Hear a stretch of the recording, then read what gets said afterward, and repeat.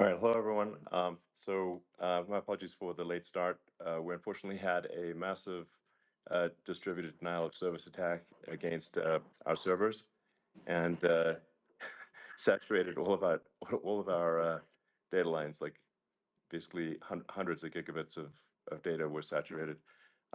We think we've overcome most of that, and it's now time to proceed. But as this massive attack illustrates, there's a lot of opposition to people just hearing what President Trump has to say, and but I'm honored to have this conversation. I want to emphasize it's a conversation, um, and it's really intended to just get a feel for what Donald Trump is just like in a conversation. It's hard to catch a vibe about someone if you just don't hear them talk in a normal way. And when there's an adversarial interview, like no one's themselves in an adversarial interview. Um, and this is really aimed at kind of open-minded, independent voters who, just trying to make up their mind. Uh, and so you can understand, like, what is, what is it just like to have a conversation? So, um, honored to, Donald, great uh, to speak. We had a great conversation yesterday. As you mentioned yesterday, if we could just record that conversation and post it, it would have been excellent. And I hope we can have something like that today. Well, I think we will. I'm pretty sure we will. And congratulations, because I see you broke every record in the book with so many millions of people. And it's an honor. We view that as an honor. And then you do want silencing of certain voices. Usually those are voices that have something to say that are constructive, oftentimes constructive. And Yeah. so we have to consider it an honor. But congratulations on breaking every record in the book tonight. That's great. Well, thank you. Um, I mean, maybe we could start off with, the assassination attempt, which was an incredible thing. And I have to say that, your actions after that assassination attempt were inspiring. Um, you, instead of shying away from things, instead of ducking down, um, you were pumping your fist in the air and saying, fight, fight, fight. And I think that's, I mean, the president of the United States represents America, and I think that is America. That is strength under fire, and so that's a big a part of the reason why I was excited to endorse you as the president of the United States for having another term here is that was just incredibly inspiring. But I mean, what was it like for you? Not pleasant, I It's have to not be honest. pleasant. I said there was Yeah. I blood. I mean, had being more shot is blood. not I didn't much know I had. fun. I didn't know I had that much blood. The doctors later told me that the ear is a place that is a very bloody place if you're going to get hit. But in this case, it was probably the best alternative you could even think about because it went at the right angle, and it was a hard hit. It was very, I guess you would say surreal, but it wasn't surreal. I was telling somebody you have instances like this, or like a lot less than this, where you feel it's a surreal situation, and I never felt that way. I knew immediately that it was a bullet. I knew immediately that it was at the ear, Yeah. and because it hit very hard, but hit the ear. And I also heard people shout, "Bullets, bullets!" Get down, because I moved down pretty nicely, pretty quickly, and we had bullets flying right over my head after I went down. So I'm glad I went down. The bigger miracle was that I was looking in the exact direction of the shooter, and so it hit me at an angle that was far less destructive than any other angle. So that was the miracle. That was Yeah. for those Split people that second. don't believe in God. I think we got to all start thinking about that. You have to, I'm a believer now. I'm more of a believer, I think, and a lot of people have said that to me. A lot of great people have said that to me, actually. But it was amazing that I happened to be turned just at that perfect Yeah. angle, and all because I put down a chart on immigration that showed that the numbers were so great. I love that chart I even mean, more maybe it's now a that I look sign. at it. Maybe Yeah, that's a it's sign, you know. it's an immigration sign. You But highlighted a serious issue, and yeah, at that moment, that's right. the bullet missed your, hit your ear, but missed your head. I mean, Well, you know, the yeah, amazing thing is that the sign, I said, bring down that sign on immigration, and it was literally about an eighth of a second where it would be good, and after that, it was going to yeah, be a disaster, no matter which way you were facing. But it just had that perfect angle, which was yeah, exactly at this shooter. Very sad situation. Such a sad situation. As you know, we lost somebody that was great, Corey, yeah, who a firefighter, a great gentleman, a great trumper. He was just a fantastic family and a fantastic man. And a friend of mine came up, Elon, and said, "I'd like to give the family some kind of help." And I said, "That's great." He said, "Do you mind?" I said, "I don't mind at all." And he wrote out a check for $1 million, gave it to the wife, and you know, she said, "This is really nice, but I'd rather have my husband back," which is a nice thing for sure, somebody to say. To be honest, she's great. The family is great, and we raised a lot of yeah, money for them and for two other gentlemen were are unbelievable people. Also, they were hit really badly. They thought they were not going to make it, and they did. The doctors in the Butler area, I tell you, they were incredible. They saved the two, and they were really hit tough, both of them yeah, equally. And we thought yeah, my first question was because I heard bullets flying over me. And I said, "How many people were killed?" Because we had a massive crowd there, a tremendous yeah, thousands and thousands of people, and there was no land. I mean, it was all people. So I said, "How many people have been killed?" Because I knew there were other shots being fired, sure, and they said, "We don't know yet, but some people have been badly hurt." And I have to give the Secret Service sniper, they call him, or sharpshooter, but sniper, yeah, because he didn't know there was a problem. He's an extraordinary shot, obviously, and he didn't know there was a problem, and he was yeah, able to pick it all out within 5 seconds. And he used one bullet from very far away, I guess probably about 400 yards. The shooter was 130, but yeah, he was on the opposite side of the field and the podium, and he saw the smoke and the flame from the gun, immediately recognized it, and immediately took a shot. And it was one perfect shot from very far away. And if he didn't do yeah, that, Elon, he would have. I mean, if he would have, a lot of people, a lot more people could have been sure, badly hurt and killed. So yeah, I have to absolutely, take my hat off to him because that's also a surreal. You know, he's been with them for 23 years, and yeah, he's never had anything like this.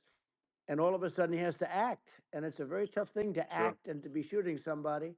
But he saw the gun, saw the smoke, saw the flame from the gun, very far away. I obviously has very good eyes. He's got very good vision, which I assume you have yeah, to have in that particular work.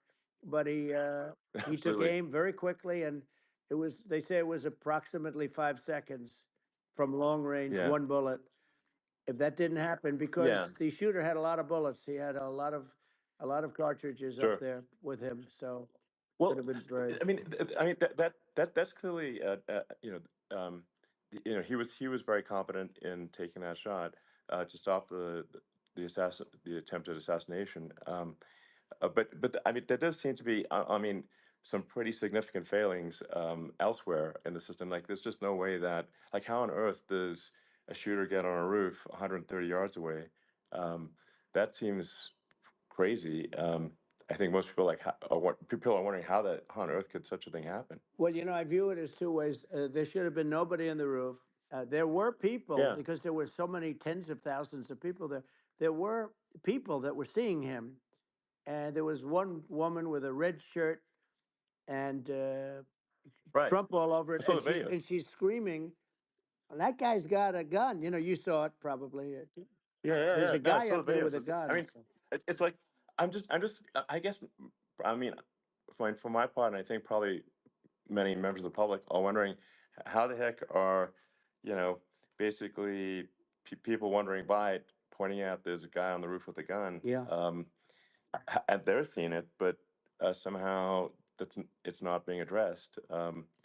That does seem Yeah, crazy. well, they're going to learn from this. The communication between the local police, who sort of had an idea, and then ultimately a man lifted himself up to the roof, could barely do it because he was pulling himself up, and Yeah, he saw the man with the gun. The man with the gun pointed the gun at him. He thought he was probably going to get shot, but he was like pulling himself up, and because of that, he couldn't get to his gun, and he fell down. Actually, very badly hurt his leg, his ankle. I hear very badly, but okay. he fell down, and he did. From what I understand, he did say there's a guy up there with a gun, and the shooting started very quickly after that. I think it forced the shooter to go maybe quicker. He was supposed to be a very good shot. Yeah, My sons, Don and Eric, they can't believe what happened, but they said from 130 yards, a bad shot would hit that target almost every time. They said it's like in golf, yeah, sinking a 2-foot putt. yeah. It's not a hard. It's not a tough No, shot. it's not a Um, long shot. The Secret Service person had the long shot. He had triple the yeah, distance actually. So it was a terrible thing. Look, uh, it's hard. I have to say this about the Secret Service. When I went down, and I went down based on I think they're screaming, but other people also, because people saw this happen. You had so many people. One of the miracles was that nobody ran. I mean, if a gun goes off, the crowd yeah, control people showed us this. When guns go off, and it does happen in stadiums at a soccer match or some kind of a match, everybody flees. They call it a stampede, like cattle. But everybody, and a lot of yeah. people get killed with those stampedes. We had Sure. more people than you'd have at some of these matches or these games, and nobody left. You had a small group behind us in the grandstand, and that was full. And you look at it as it was taking place, and normally they'd be running. They didn't leave. They saw that I was hurt. They saw a lot of blood, and they saw that I went down, and it's almost like they wanted to be with me. Well, out front, you had thousands, tens of thousands of people. As far as the eye could see, you had people in Butler, as far as the eye could see, and uh, Yeah, and a lot of press too. There was many cameras on watching this. It's what makes it so different, because normally things happen that aren't good, but you never have a picture of it. Here we have all these cameras shooting it, so yeah. sort of amazing. But one of the interesting things was that you didn't have anybody flee, you didn't have anybody stampede, Sure. nobody. And there were some people behind me. They stood up and they're looking like, I mean, I'll tell you, Yeah, you yeah. want to have them in a foxhole with you. I want to meet some of those people Sure, because sure. it's so different from what you heard. But so so I was down, but the Secret Service Yeah, guys, there were bullets flying right over my head. You could hear them go whizzing, yeah, and these guys came jumping on top of me, and a young lady, Kate, uh, would jump. They moved so fast, and let me tell you, that took tremendous courage. Now there was a lack of coordination. There was, obviously everybody understands that somebody that building should have been covered, and yeah. I mean, that was I the think big that thing. like, I mean, looking at the aerial views, that building would be like the number one spot for a sniper. I mean, it's like the if you were to pick like what is the favorite place, what if you so if the goal is to assassinate, what's your favorite spot? That building, the You're roof of right. that building would be number one. That would have been the spot. It's like you can ask for a better No, location. It's like number no, that one. would have been the spot. Um, You know what people think yeah, is when the local policeman, who, by the way, he really he did what he was supposed to do. He couldn't hold on any longer. And then when he got yeah, his head just peeking above, this guy standing there with a gun at his head. And when he fell down again, hurt his ankle very badly, but he was making the calls. But what happened is the fire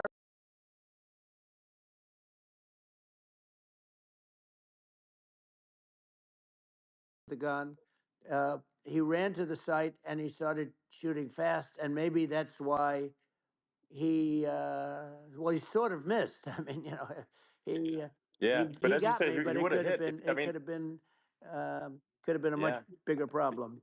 He- But he totally would have hit if you hadn't turned your head. So like there was a it was a very near It thing. was a So miracle. If I hadn't um, turned my head, yeah, I would not be talking to you right now. As much as I like you, exactly. I would not. Yeah, I would well, not be talking to I mean, be talking to me from another realm, you. perhaps. Yeah, that's Um, right. We'd be talking from a so different place.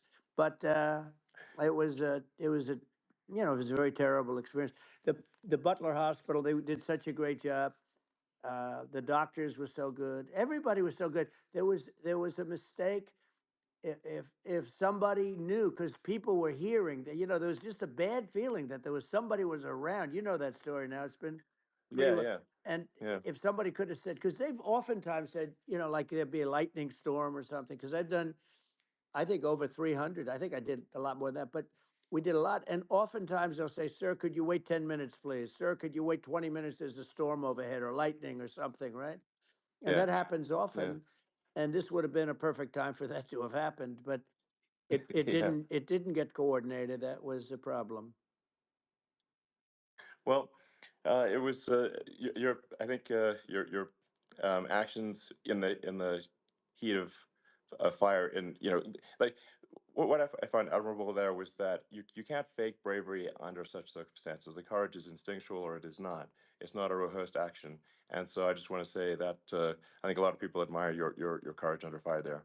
And Well, yeah, so thank you very yeah, much. I appreciate it. I didn't think of it. I just wanted to get up and I wanted to stand up. I wanted to let people know, you know, I felt I was good when they were on top of me, covering me, actually, very much covering me and very bravely.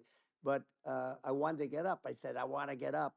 And they wanted, you know, they have everything there. They wanted stretcher. I didn't like the stretcher, and I knew I was hit in the ear, but I knew I wasn't hit anywhere else. They felt I was hit someplace else yeah, because it was such a lot of blood, and they were sure that I was hit someplace else. And they were saying, "Sir, you were hit in more than the ear." I said, "Nope, I was hit in the ear. I want to get up. Let me get up." And so I got up, and the crowd didn't know what to think. I mean, this was so many people, and you could see they were confused. They didn't know what to think. And I wanted to let them know I was okay. It was very important for me to let them yeah, know that. And they went wild. You've seen the after. They didn't go wild when I yeah, got up because they didn't know, was I alive. You really couldn't tell when I stood up before the hand, before the, you know, the fist in the air. Uh, they didn't know if I was alive. Nobody did. And when I put the fist up, they were just relieved and happy and thrilled, and the place went crazy. It was pretty amazing. yeah. It was a Well, terrible thing, but it was really amazing. incredibly moving. Yeah. Um, well, and I mean, speaking of the sort of slide that got you to turn that saved your life, really, was the illegal immigration Right, slide. Maybe this, that's right. maybe this is worth talking about that, since It was. that slide You're saved your right. life, No, basically. the illegal immigration saved my life. You're right, but it was, and I I had to know be at that's that the. exact angle. I mean, that's a great one. Saved by illegal You know, immigration, the hundred incredible percent. thing though, when you talk about the odds, you had to be exactly at that angle. But the Yeah, incredible thing is that the chart, I used it less than 20% of the time. It was just a moment. yeah, It's always on my left, never my right, and it's always at the end of the speech. So here yeah, we have it. It's on the right, not the left. It's at the beginning, not the end. And even the people that put it up, they were unprepared, and they did a great job. They got it up immediately, fortunately. But I looked to the right, and the bullet came whizzing by, hitting my ear. So it was amazing. But when you think of the odds of that, and yeah, you yeah, know normally you wouldn't use it. Normally I wouldn't have the thing, and then, you know, it would yeah, have been a very different story. It's very much, I I say, an act of God. It's a miracle that it happened, and I'm sure. honored by it. I'm honored by it. Well, what were you about to say about illegal immigration before you were rudely interrupted with a Well, I was bullet? going to say how good the numbers were. By the way, we're going back to Butler, and we're going to go Great. back in October. We're all set up, and the people are fantastic in Butler. It's a great area. Great. These are incredible people.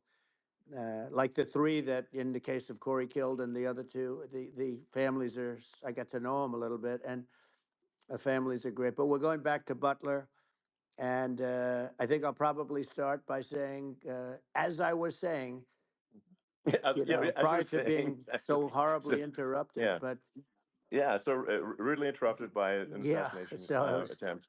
but no, but the chart, Some people have no manners. Elon, the chart was just a chart that in my last week we had the best illegal immigration numbers, meaning stopping. It was at the lowest. You've seen the chart; it's become quite a famous Yeah, chart. yeah, But that was the lowest yeah. point ever recorded. It was a really, I mean, I was very proud of those numbers. And then you see what happened with these people, Kamala and Joe. You see what happened. They just let it go. I had remain in Mexico policies. I had all these different policies that was so good. Uh, Guys like Tom Homan and Brandon Judd from Border Patrol. All these are all people that they've been on television. They says the best numbers we've ever had. We had so many different checks, catch and release in Mexico, not the United. We had catch and release in the United States. We had it in Mexico. We had so many things. We had things where if people, many people come in there, they have contagious diseases.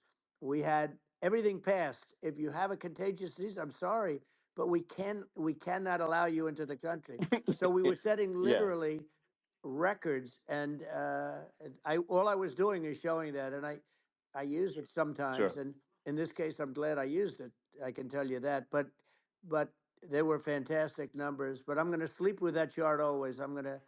I'll be sleeping with that chart. That chart was very important for a lot of reasons. Well, I mean, would it be accurate to say that you're supportive of legal immigration, um, but but we also need to shut down illegal immigration, and especially unvetted illegal Yes, immigration, because and that's not the same as saying that everyone who's an illegal immigrant is bad. In fact, um, I think most people who are illegal immigrants are actually good, but you can't tell the difference unless there's a solid vetting of who comes across the border. Does that accurately 100%. represent your position? I say it Okay. very simply. They have to come in legally. They have to be checked. Yeah. Because look, Kamala was the border czar. Now she's denying it. Everything that I do, she's Yeah. saying she was strong on the border. We're going to be strong. Well, she doesn't have to say it. She could close it up right now. They could do things right now. It's horrible. Uh, no tax on tips, and all of a sudden she's making a speech and there will be no tax on tips. I said that months ago. And by the way, they had just the opposite. They had not only tax on tips, but they hired 88,000 IRS agents, and many of them were assigned to go get waitresses and caddies and all of this on tips. They have a policy. They had a policy that they were really going to go after you and were really harassing people horribly. And then all of a sudden, for politics, she says, she comes out with what I said, which I think is terrible, and I think it's also hitting them very hard. These people are fake. Now they're also saying they did a good job in the border. We had the worst numbers in the history of the world, not of our country. There's never been a country in history that has had a catastrophe like this. We've had, I believe, and I think you believe this too. You hear 12 Yeah. million, 13. I believe it's over 20 million people came into our country, Yeah. many coming from jails, from prisons, from mental institutions, or a bigger version of that is Yeah. insane asylums, and many are terrorists. And I'll tell you what, they're coming not just from South America, they're coming from Africa, they're coming from all over the world. They're coming from Asia, they're Yeah. coming from the Middle East, they're coming from countries that are uh, stupidly and horribly bombing Israel October 7th. They're coming from all over the world. And you look at it's so sad October 7th because it should have never happened. Yeah. It's so sad when Sure. you look at Ukraine. It should have never happened. We have a defective Yeah. government. These are defective people, and they're not people that should be running it. But where you see it the best is the border, because you have millions of people coming in a month, and then she gets up and she tries to pretend like she's going to do something. She had 3.5 years. And by the way, they have another 5 months that they can do something, but they Yeah. won't do anything. It's all talk. She's No. incompetent and he's incompetent. And frankly, I think that she's more incompetent than he is. And that's saying something because he's not too good. Yeah. No. I think it is. essential to have a secure border.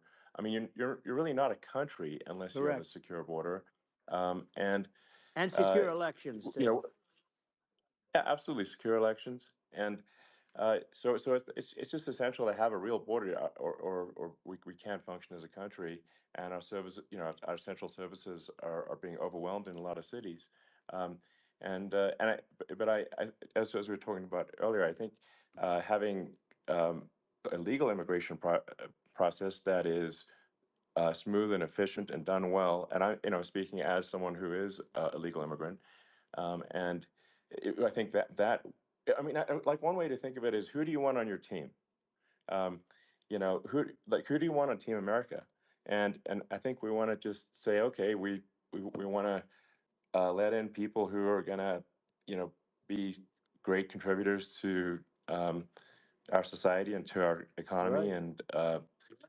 and who do you want on the team? And it's not to say that, like in my opinion, actually, I'd say like probably most of the illegal immigrants actually are actually good, hardworking people. That's my opinion, um, but some are not, and you just have this sort of adverse selection process where, if somebody's if somebody's like you know, um, uh, has a career in theft or robbery. I don't understand what's taken them so long to get here, because we're in such a target-rich environment.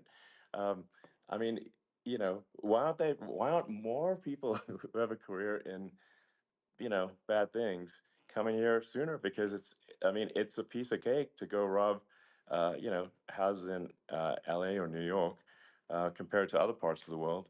And and in a lot of places in America, if you try to stop the person who's robbing you, you'll be arrested. Yeah. Yeah. So it's insane. It's right. I mean, what's happening with crime, and our police are so good, but they're not allowed to do their job. But I have to tell you, Elon, I They're hate not. to say it because it's such a downer to say it. I hate to say it. I hate it, but uh, you have a lot of people that just shouldn't be. I think it's a much bigger number than you think. They're I allowing, think you're again, right. they're Yeah. allowing people from their jails. And if you were running one of these countries where they're coming from, you would have had all of them. As an example, Venezuela, their crime is down 72%. They're taking their drug dealers, they're taking, frankly, their prisoners, they're emptying out their prisons, they're taking their criminals, their murderers, their rapists, and they're Yeah. delivering them into But the. that's what Castro did. Yeah, That well, he did on a much smaller scale. yeah, It was a much smaller yeah. scale. But this is a massive scale because this is being done worldwide. But here's what's happening: crime all over the world is down. And wait till you see the numbers that we have. This is migrant crime. This is crime that's going to be. Yeah. And I saw it today in New York where somebody was knifed with raped the girlfriend of a man that stood there watching in New York in one of the shelters and started Sure. pulling out the knives, and bad things happen today. But this is happening every day. These are rough people. These are people that are in jail for Yeah. murder and all sorts of things, and they're releasing them into our country, and they're telling them, if you come back, we're going to kill you. We're going to give you the death penalty or kill you. So they don't want to come back. But these are rough people. Yeah. These are criminals that make our criminals look like nice people, and it's horrible what they're doing. And she's in charge of it because now she's trying to say she Sure. had nothing to do with it, and she's such a liar because she was called the border czar the first day, and it was on the headlines of every newspaper. She's the border czar, and she never even went there. She went to one location which had nothing to do with where the problem is. She went in and out, I Right. guess, because she was getting a lot of pressure, Yeah. but Yeah. had nothing to do with the problem Yeah. is. But she was Well. the Well. border czar, and the people Yeah. Yeah. can't allow them to get away with their disinformation campaign. Now she's trying to say that she wasn't. She wasn't really involved, and the whole thing is horrible. She was totally in charge. She could have shut the border down without him. He didn't know what he was doing anyway, so he wouldn't have even known Yeah. what happened. You could shut the border down; he Yeah. wouldn't even know the difference. But uh, the fact is that she was border czar. But if you don't have to call her Yes. that, the fact is you could just call her. She was in charge of the border, and the border was the worst Right. ever. It's simply not working. No, It's, it's I mean, horrible. whether it's a question of intention or competence, either way, we don't have a secure border, and we have people streaming over like it looks like a World War Z zombie apocalypse at times. And sometimes you got to sort of wonder, like, is it real or not? So because you see things, you're like, is it real? So I went to the border at Eagle Pass and I saw for myself in Texas, and I was like, okay, it's real. I'm like seeing this in real time. I actually posted the video like just live. I just flew there one day and just to see, hey, is this made up or real? And I'm just seeing people stream across the border, and I have to say, at least the people that I saw did not look friendly. So These are people people. can look at my video and say, hey, Yeah. does these people look friendly? I don't look super friendly. So These are people that um, Elon would not be the same man if he had to walk across the street and look these people in the eye. These are rough people. These are really rough people coming across. And I know rough people. And these are people that we don't want in our country. And the caravans are coming in and they're putting and who's doing this are the heads of the countries. And you would be doing yeah, it, and so would I. And everyone would say, oh, what a terrible thing to say.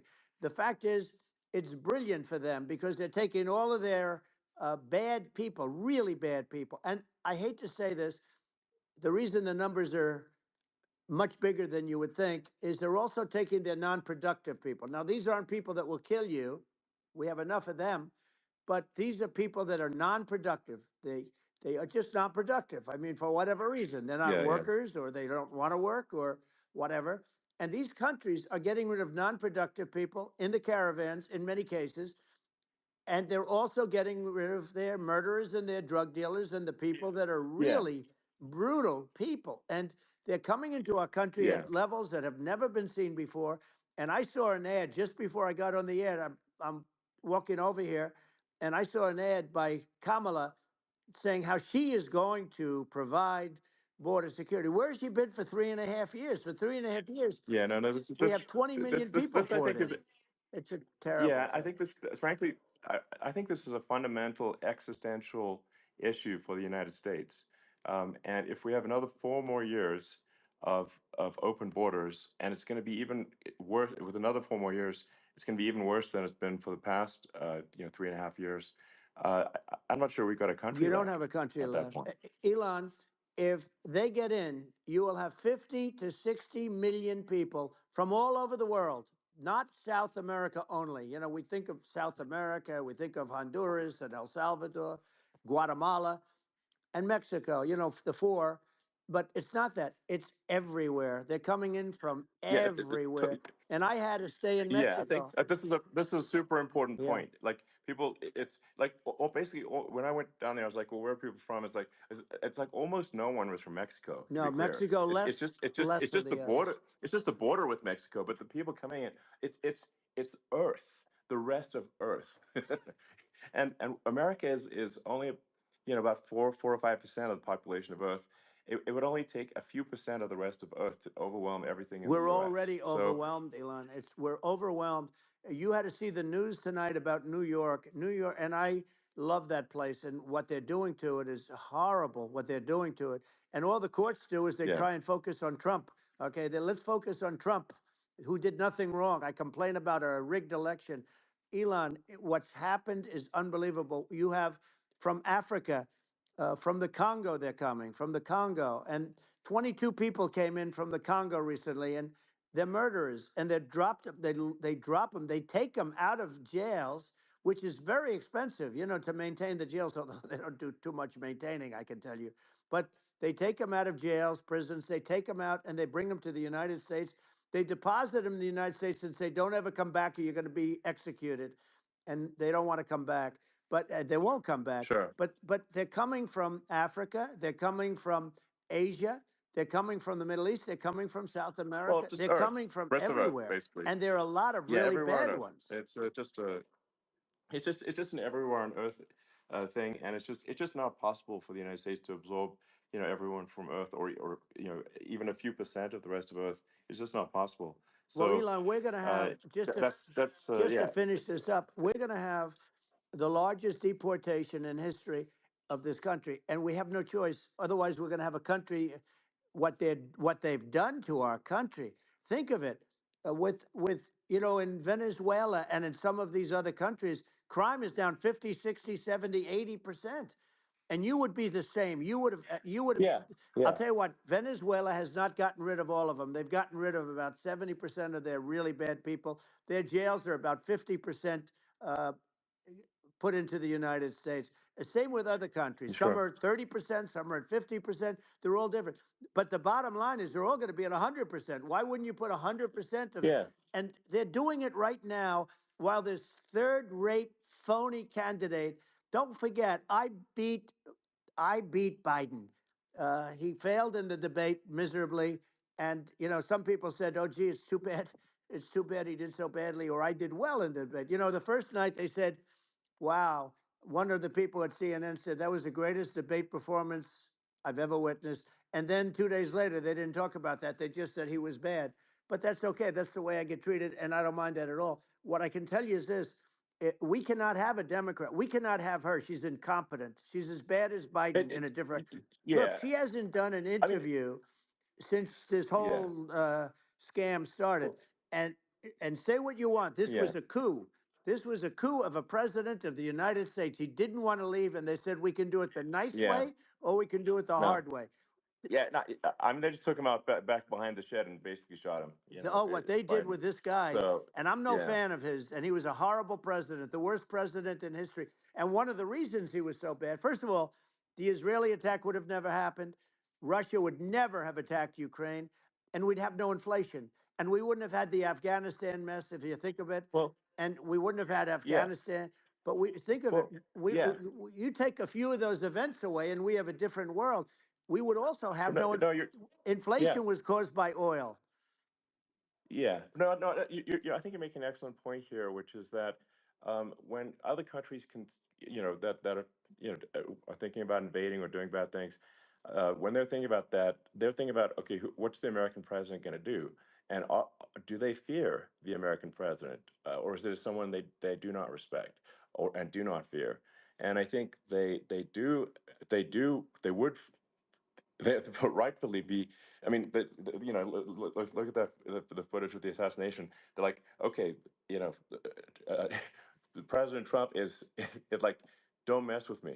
I mean, that's like, but whereas I think people are not going to be, and they obviously have not been at all intimidated by Biden, and they certainly will not be intimidated by Kamala. And you have to really think of that in the context of global security.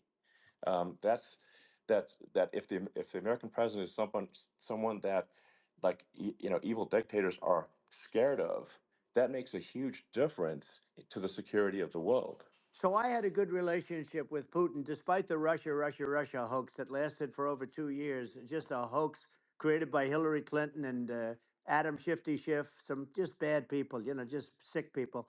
Frankly, I mean, Schiff is a sick person. He's going to end up probably being a senator. It's hard to believe. The whole thing is hard to believe. But they put our country in danger with that stuff too. They actually, when they make up stories, and you have to fight your way out of it for a long time. But I know Putin very well. I got along with him very well. He respected me, and it's just one of those things. And we would talk a lot about Ukraine. It was the apple of his eye. But I said, don't ever do it. Don't ever do it. I shut down Nord Stream 2. That was the big oil pipeline, the biggest, I think, the biggest pipeline in the world going all over Europe. I shut it down. Biden came, and then they say, Yeah, I loved Russia. I was a friend of Putin, and I loved Russia. No, he actually said to me one time, he said, if you're my friend, I'd hate to see you as an enemy. I shut down his pipeline, the biggest pipeline. They were looking at that to yeah, fund, and this pathetic president gets in there, and the first thing he did, one of the early things he did, is he shut down Keystone XL pipeline, which is our pipeline that would have employed 48,000 people, pipeline workers, shuts it down. That was, a massive job that Obama refused to allow. yeah, I allowed it in my first week because it was jobs and it moved oil. And by the way, in a much more environmentally friendly way. It's underground. It's not a truck that catches on fire or a train that catches on fire. But think of it. He shut down the uh, XL pipeline, the Keystone XL pipeline. He yeah. shuts that down and he approves the Russian pipeline, Yeah, it doesn't make any right? sense. It's like it's inconsistent. Um, Certainly but I mean, I think it's just worth emphasizing to listeners the the the the, the, the immense importance of whether the United States president is intimidating or not intimidating, and how much that matters to global security.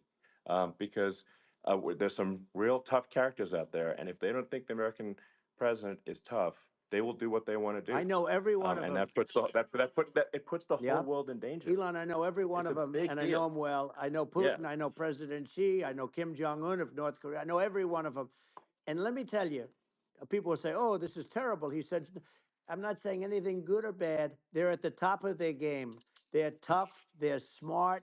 They're vicious, and they're going to protect their country. Whether they love their country, they probably do. It's just a different form of love, but they're going to protect their country. But these yeah, are tough people at the top of their game. And when they see a Kamala or when they see Biden, Sleepy Joe, they can't even yeah, believe it. They can't believe this happened. All the stuff that you're seeing now, all the horror that you look at Israel, they're all waiting for an attack from Iran. Iran would not be attacking, believe me. You know, when I was there, and I say it with respect because I think we would have been good with Iran. I don't want to do anything bad to Iran, but they knew not to mess around. Iran was broke because I told China, if you buy from Iran oil, it's all about the oil. That's where the money is. But if you buy oil from Iran, you're not going to do any business with the United States. And I meant it. And they said, we'll yeah, pass. yeah. They didn't buy oil. Other countries, likewise. Sure. You want to buy, you're not doing business with the United States. And they were at a point where they had no money for Hamas. They had no money for Hezbollah. They had no money for any of these instruments of terror. And it was amazing. In fact, there were articles when I was leaving, which is hard to believe, actually, especially when you look at what's happened to our country. Our country is so bad right now. It's such a different place. We were respected.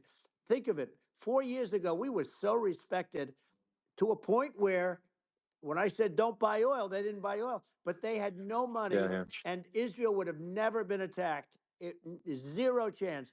And again, I said to Vladimir Putin, I said, don't do it. You can't do it, Vladimir. You do it, it's going to be a bad day. You cannot do it. And I told him things that what I do, and he said, no way. And I said, way. And you know, it's the last time we ever had the conversation. He would never have done. I got along well with him. I hope to get along well with him again. You know, getting along well with them is a good thing, not a bad thing. I got along well with Kim yeah, Jong Un when I met with President Obama just before entering. You know, it's a sort of a ritual. And I sat down with him and we talked. It was supposed to be for a very short period of time. It turned out to be a long period of time. I said, "What's the biggest problem?" He said, "North Korea." I had that problem worked out very quickly. It was nasty at the beginning with Rocket Man and all the different things, yeah. but all of a sudden I got a call. Oh, Those were some epic tweets, by the way. yeah, they Those were were no, like they were epic. absolutely. Everything he said that he has a red button on his desk. I said, I have a red button on my desk too, but my red button is much bigger, and my red button works. And then I called him Little Yeah. Rocket Man of Little Rocket Man. Anyway, here's the bottom line. All of a sudden I got a call from him and they said they want to meet. They want to meet me. And we met, Yeah. as you remember, we met in Singapore. We met also in Vietnam. And I got along with them great. We were Yeah. in no danger. But Yeah. It's President because Obama thought they we were going to respond. end up in Yeah. a nuclear war with him. And let me tell you, he's Yeah. got a It's not lot of true. nuclear Yeah. stuff too. He's Exactly. got plenty of nuclear. It's He can do plenty of damage. it's So, yeah. I mean, it's because I mean, people like Kim Jong Un. They respond to yeah. strength, not weakness. Well, And he and I got it. if you He and I project had a good strength, they relationship. you're good. Remember, I Yeah. met him and we walked onto his land. Nobody ever walked onto his land before. I walked onto. I wouldn't say. Yeah. Let's That bring was up cool. Secret Service again. I wouldn't say they were thrilled when I did that. I walked onto his land, and it was an amazing period. But we were not in danger with him because of me.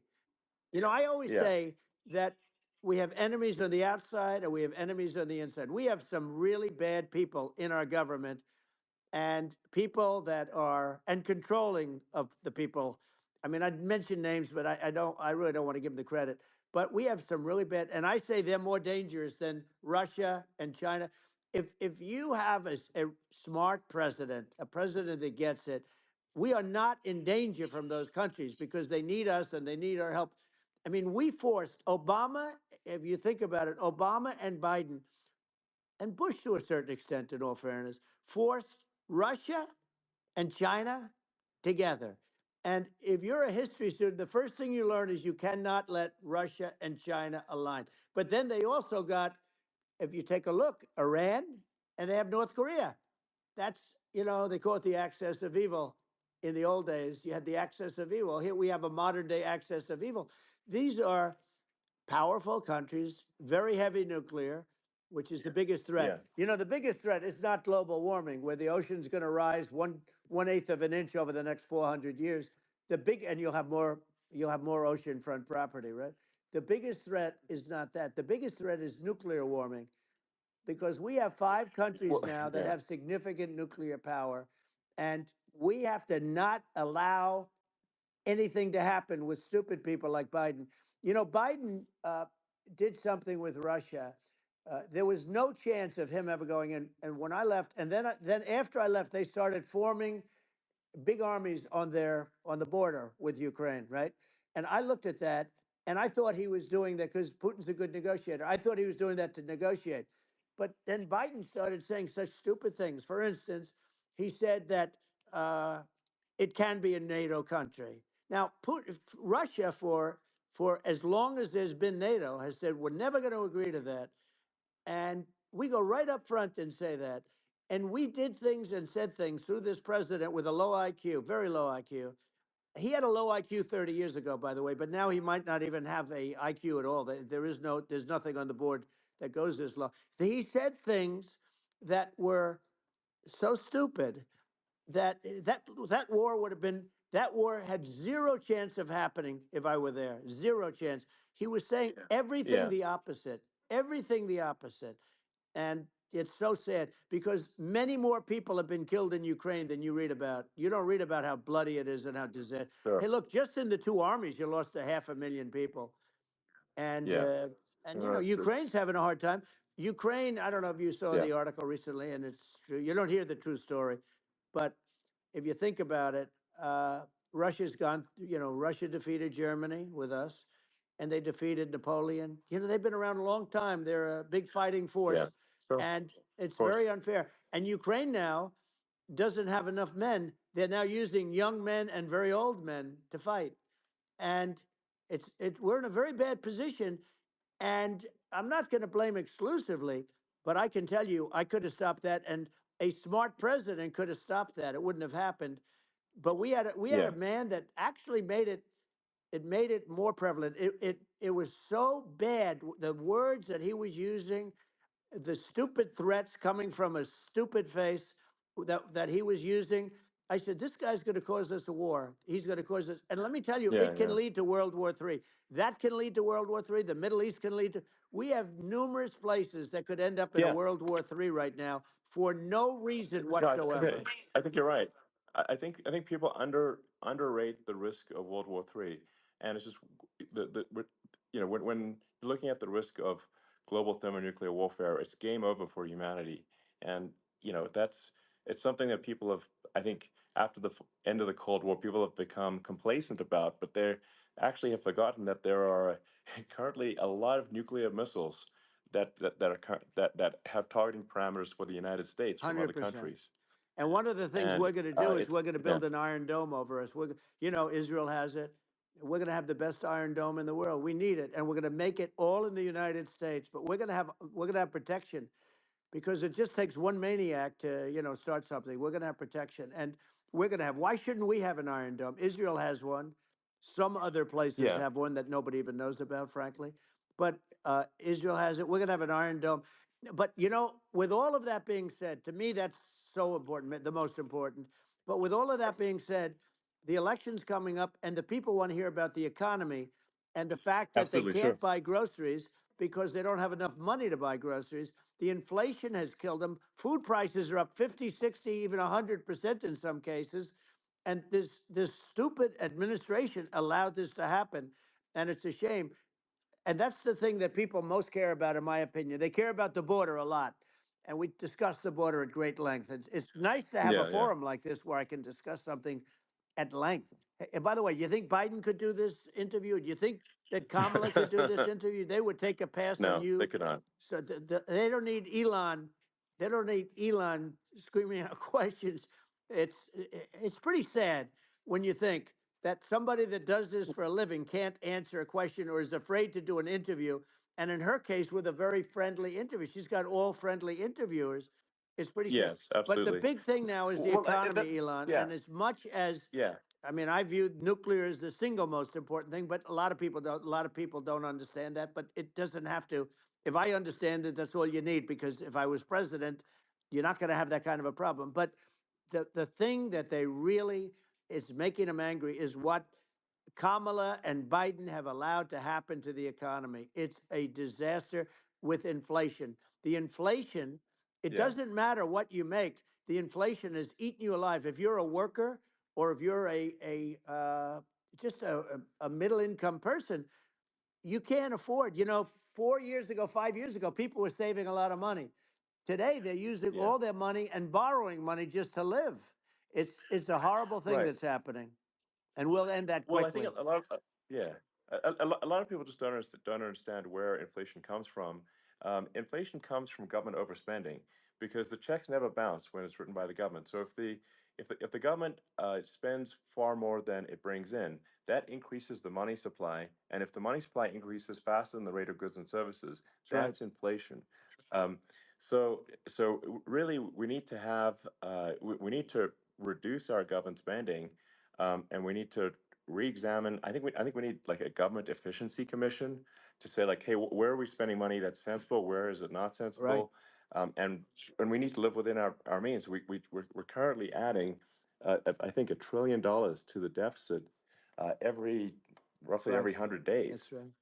And the interest payments on the national debt have now exceed the defense budget.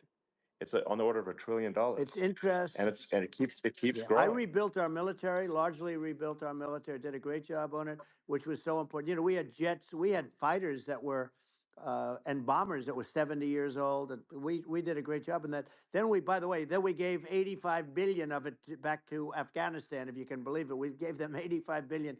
They're one of the largest sellers Yeah, of military equipment in the world. They're selling what we gave them. That was one of the most embarrassing days in the history of our country.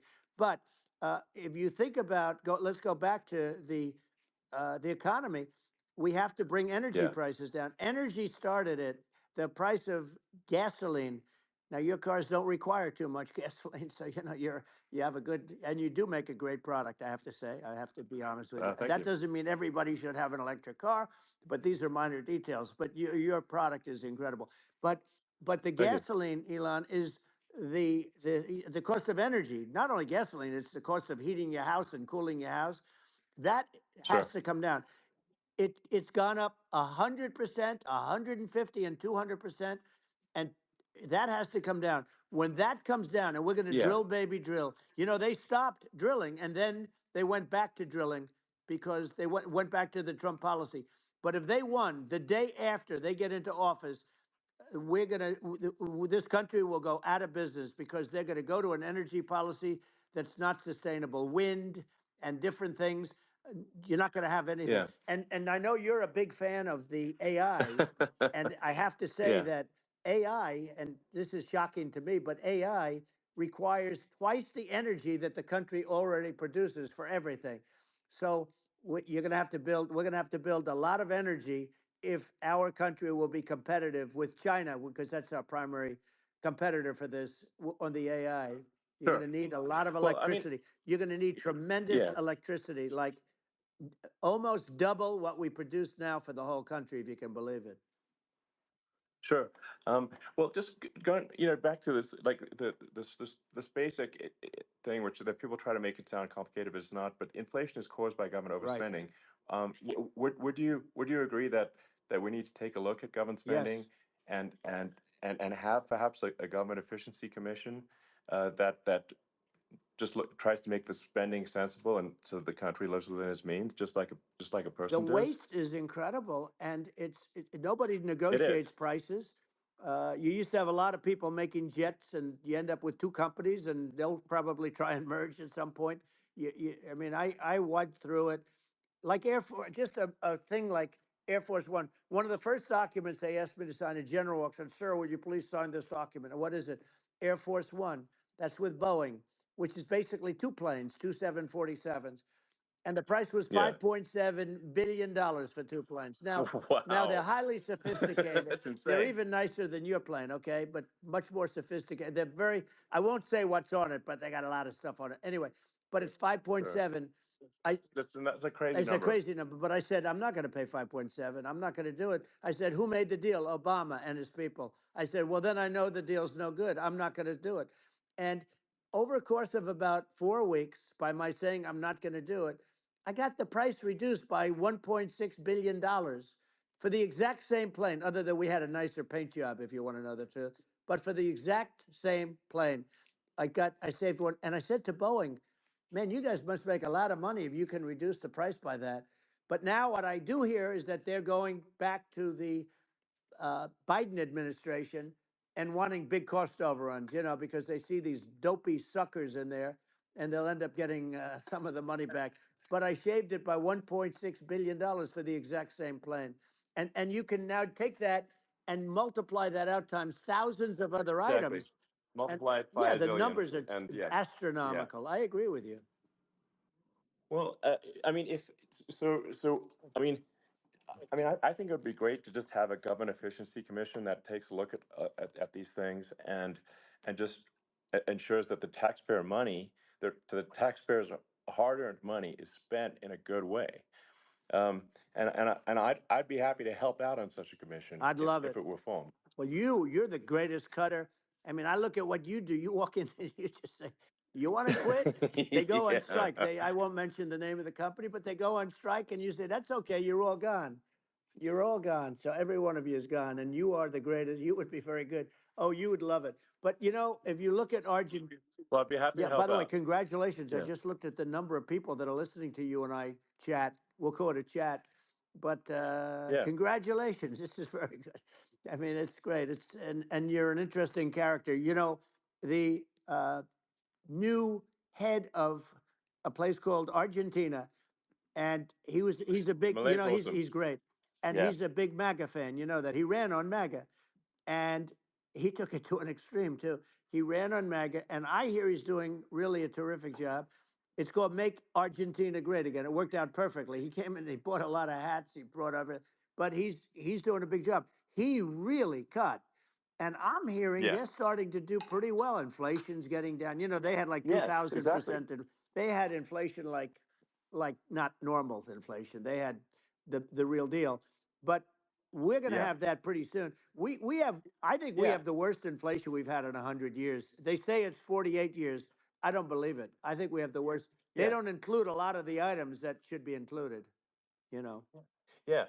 Well, it's just from government overspending and not spending taxpayer money Yeah, effectively, and having just like so many departments, you can't even name them all. Um, and what Malay is doing, is he's cutting government spending. He's simplifying things. He's having putting in regulations that make sense, and I and we're Argentina overnight is experiencing a giant improvement that's in right. prosperity. But it's also a lesson for the United States, which is that um, Argentina used to be one of the most prosperous countries in the world. Um, Right. in the like in the 30s, 40s, and because of bad government policy, it ruined the country. And if you take Venezuela, for example, Venezuela should be incredibly prosperous. They have phenomenal reserves of everything, oil, everything, and it should be prosperous. But if the government's wrong, it impoverishes the people. And so I think we should not be complacent in the United States in thinking that and taking our prosperity for granted, because if with bad government policy, we can run the country into the ground, and that's just something people should bear in mind. Don't take prosperity for granted. Well, think of education. So we're ranked at the bottom of every list of the top 40. We're ranked number 40, number 38. Uh, Norway, Switzerland, Sweden, different countries are ranked good. Actually, China's pretty close to the top. They're a top 6 or 7, but we're ranked at the bottom, almost at the bottom, 38, 39, 40. In other words, horrible. And yet we spend more per pupil than any other country in the world. So we spend more. And what I'm going to do, one of the first acts, and this is where I need an Elon Musk. I need somebody that has a lot of strength and courage and smarts. I want to close up Department of Education, move education back to the states, where Yeah. where states like Iowa, where states like Idaho, not every state will do great, because states that basically aren't doing good now. You look at Gavin Newsom, the governor of California. He he's terrible. He does a terrible job. So he's not going to do great with education. But of the Yeah. 50, I would bet that 35 would do great, and 15 of Yeah. them, or 20 of them will be as good as Norway. Norway is considered great. Uh, you can name them. I mean, just they're so good. Some of Yeah. these countries are so good.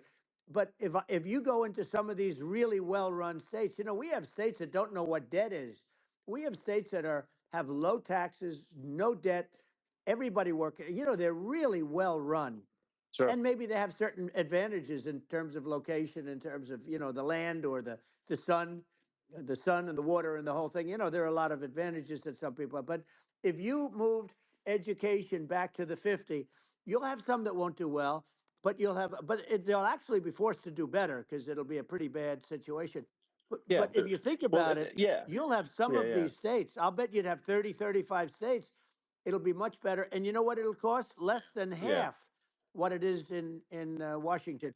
And Yeah. these people don't care Well, about the yeah. students in these faraway states, and it'd Well, be unbelievable. yeah.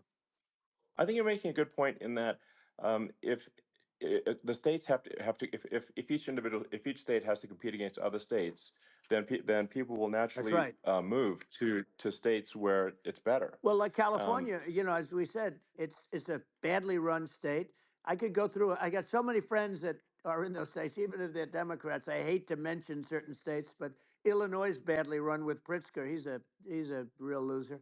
But yeah. but some of these places are just badly run. But it's almost going to force them to run better, and they won't do a good at initially. But you're not going to do worse than you're doing right now.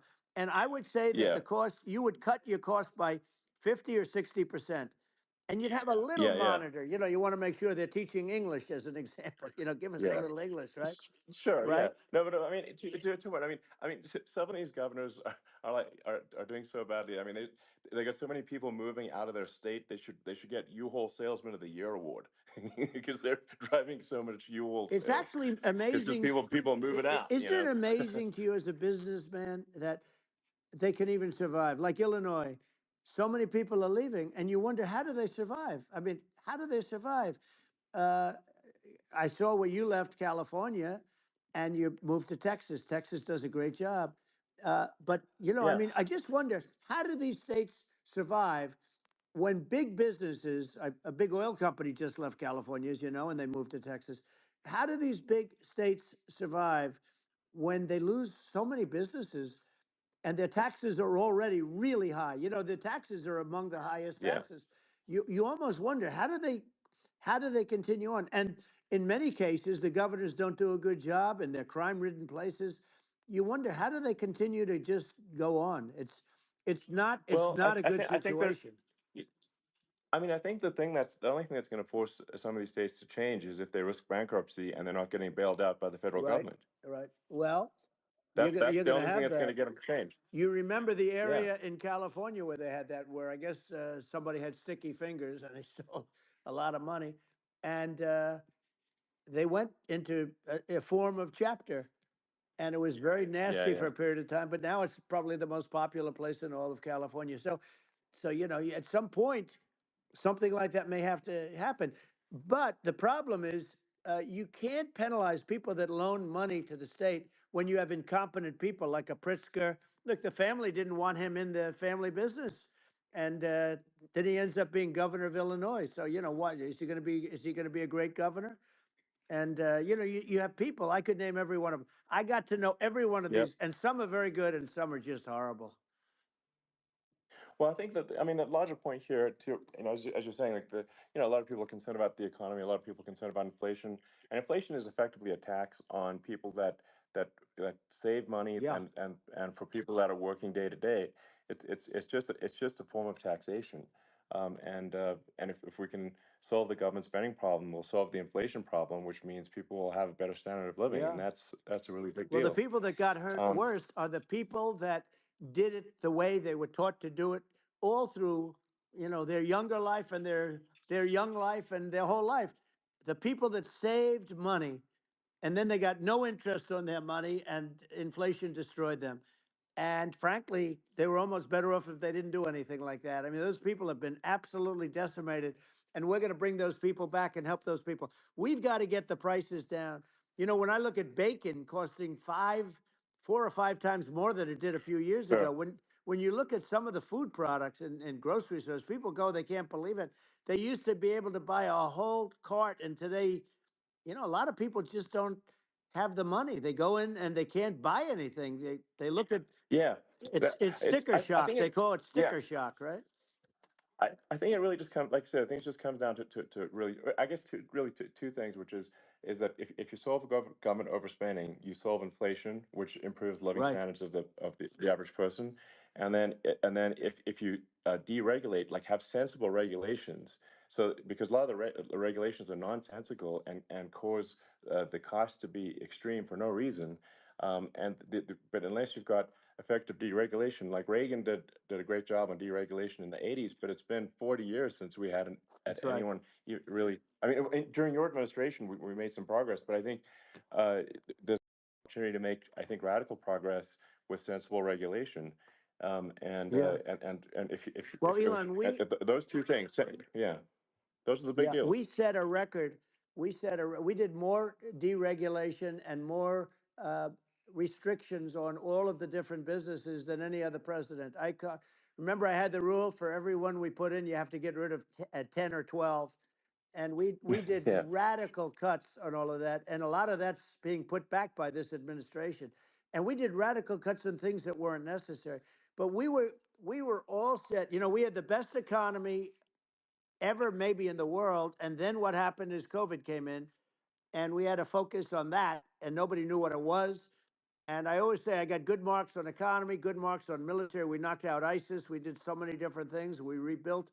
But, I never got the credit that we really deserved on what we did with COVID. We never got the credit. But if had that not happened, a gift from China, from Wuhan, came in from Wuhan, the Wuhan labs, and I always said it, and it turned out to be right.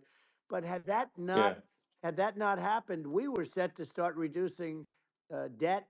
We were going to reduce taxes further. I gave the largest tax cuts, and we were going to reduce taxes still further for middle income people, not only businesses. But we did it for Sure. businesses because they're the ones that's why we had the great job numbers. But we were set to really start reducing debt. And, we're sitting on the biggest pile of liquid gold anywhere in the world, bigger than Saudi Arabia, bigger than Russia. And we were going to drill, and we were going to make so much money. We were going to supply Europe with oil. I had stopped the Russian pipeline, and we were going to supply them with oil and gas. We were going to make a fortune. And then the COVID came in, and we really had to divert. Then what happened is when they came in, we kept a lot of businesses alive. If I didn't do what we did, we would have had a 1929 type depression. But the problem is when Biden came in, he got trillions of dollars and just started spending it stupidly. You didn't need it anymore.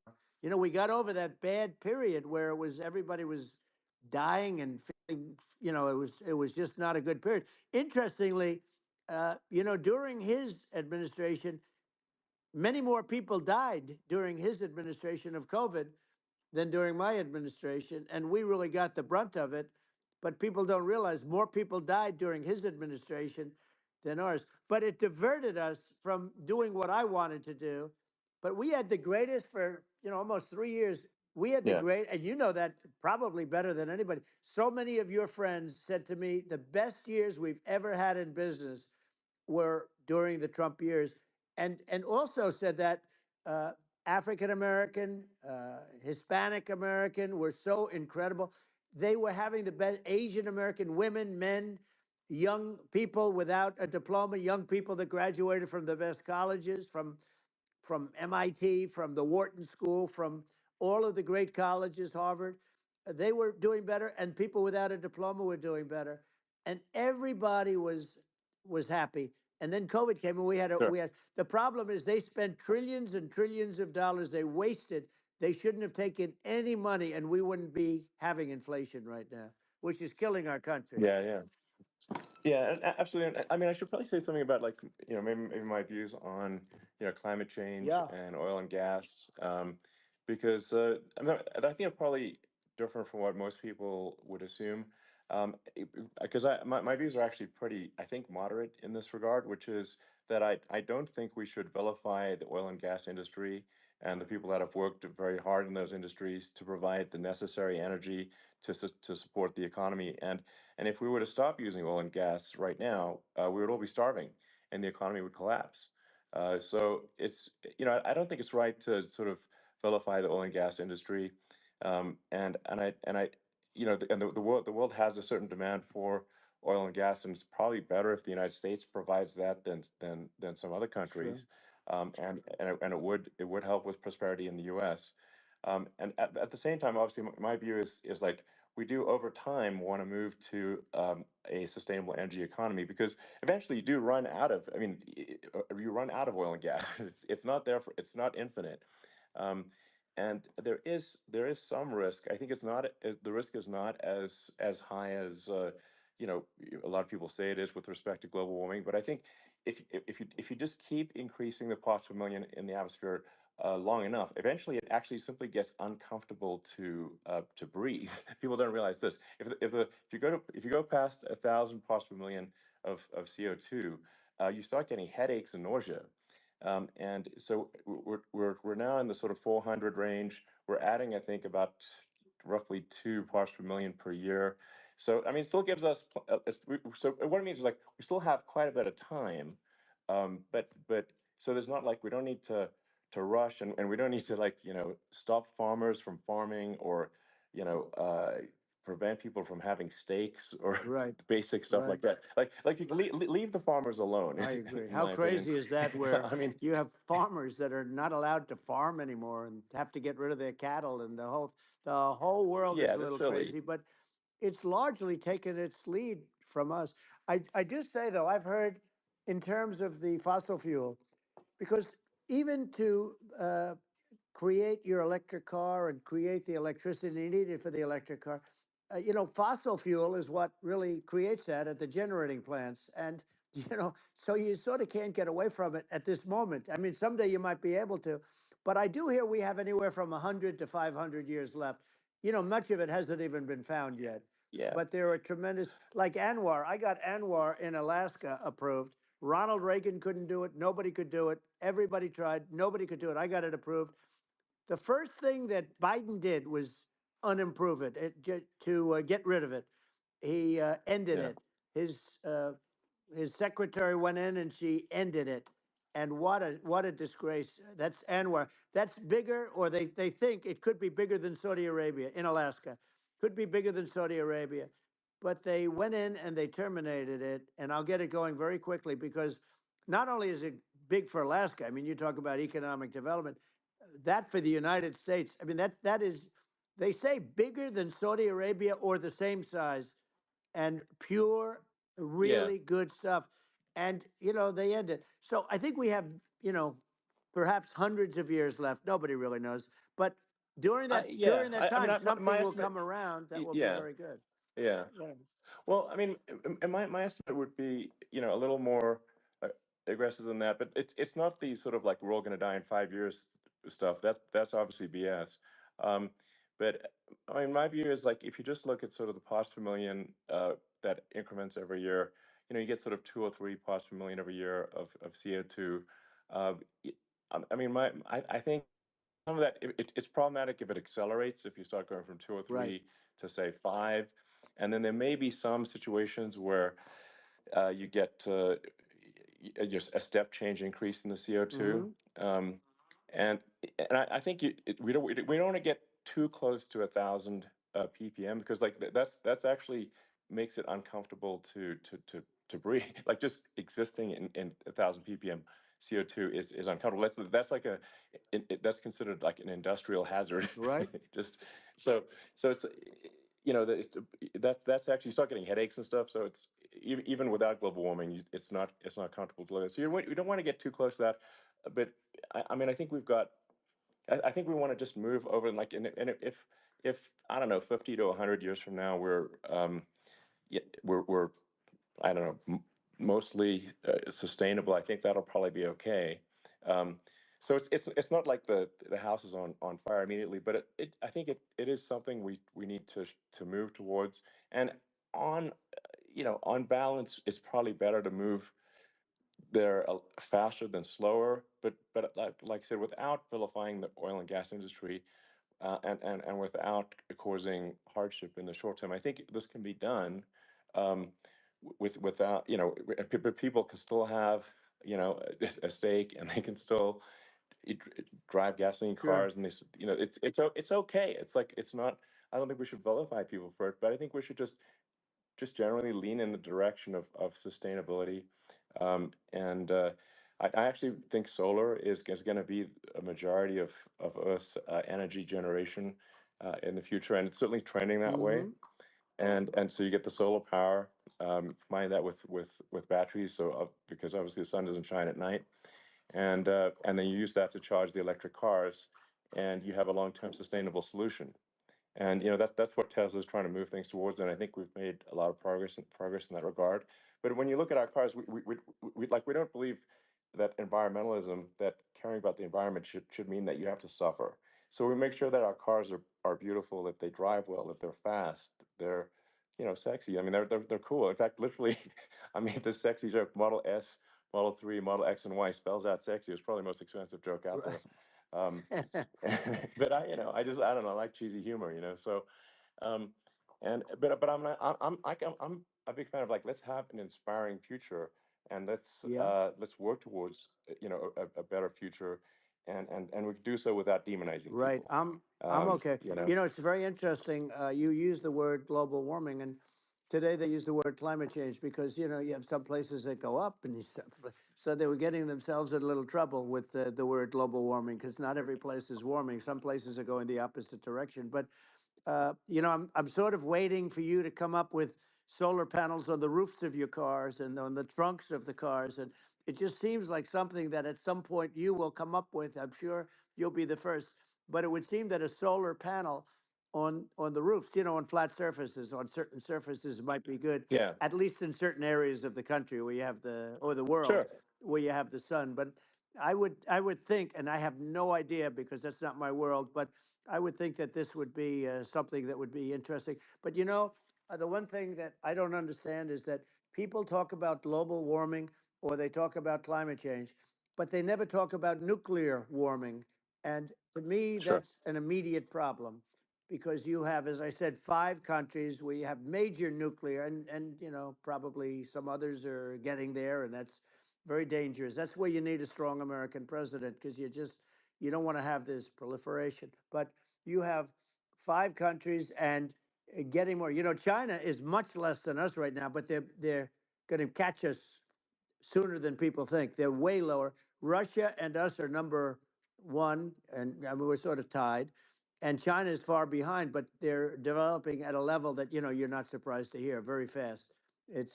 They'll end up catching up, maybe even yeah, surpassing. But to me, the biggest yeah, problem is not uh, climate change. It's not, and everything's a problem, but it's degrees.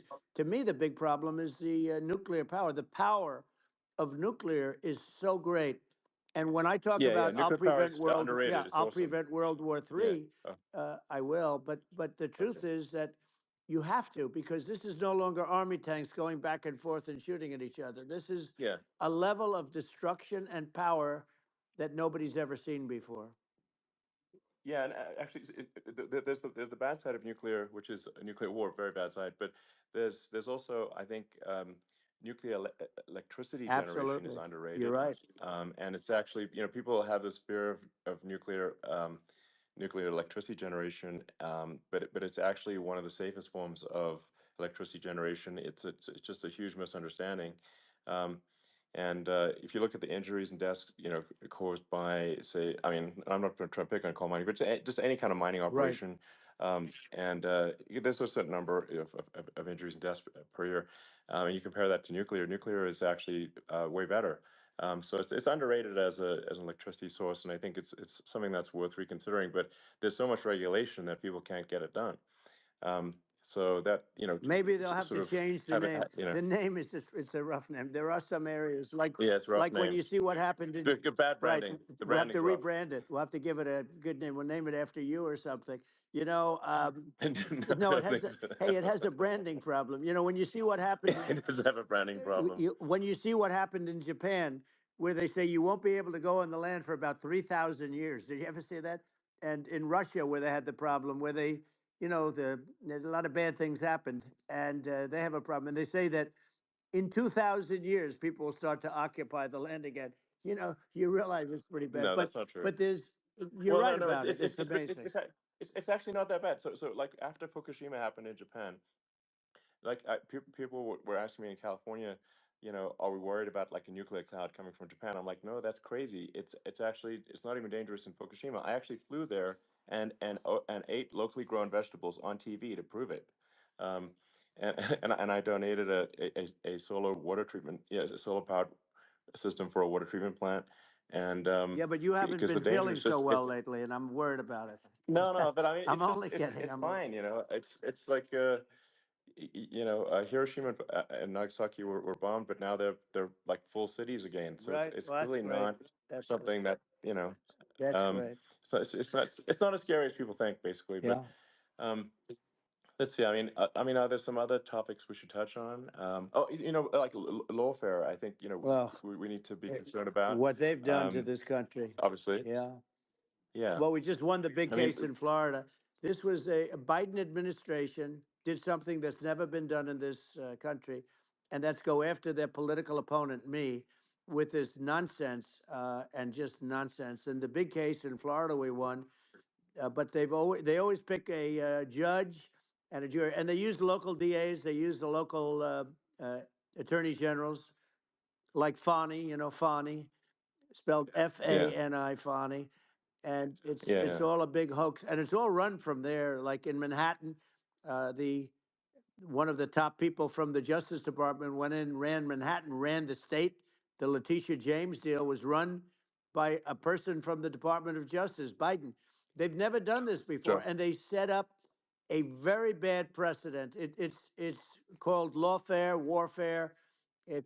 Yeah, It's a terrible thing, and never happened in our country. It does happen in banana republics and third world countries, but it's never yeah, happened. And the incredible thing is it actually drove my numbers up because people see, fortunately I have a platform like you, or in all fairness, like a conversation like this where I can talk about it and people understand. I mean, you fight for election integrity and you end up getting indicted because you're fighting for election integrity. And when the day comes that you can't fight for election integrity, you don't have a country anymore. So what yeah, happens is they went after their political opponent, me. Now Biden's, close to vegetable stage, in my opinion. Okay, I looked at him today on the beach, and I said, why would anybody allow him? The guy could barely walk. Why would anybody allow him? Does yeah, he have a political advisor that thinks this looks good? He thinks this looks good because it looks so bad, and it's ridiculous. I mean, and he's been doing right, that right. for a long time. He can't lift the chair. The chair weighs about 3 ounces. It's meant for children and old people to lift, and he can't Yeah. lift it. The whole thing is Well, crazy. he's clearly not, I mean, he's clearly like we just don't have a president right You now. don't That's have a just obviously the president, and case. she's going to be worse than him Um, because she is a San Francisco liberal who destroyed San Francisco, and then as Attorney General, she destroyed California. You talk about location, and we're talking about the sun and the water and all. There's nothing better than California. She has destroyed that. She was the original DA. She was the original in San Francisco. She was the original Attorney General in California. What she has done to California is, well, you know better than I do. You just left California for a lot of those reasons.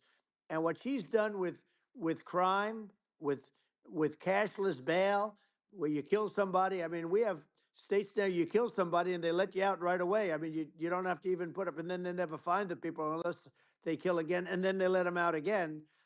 our Yeah. country is becoming a very dangerous place. And she is a radical left San Francisco liberal. And now she's trying to protect. Now she's looking like she wants to be more Trump than Trump, if that's possible. I don't think it's possible, but she wants to be more Trump than Well, Trump. yeah.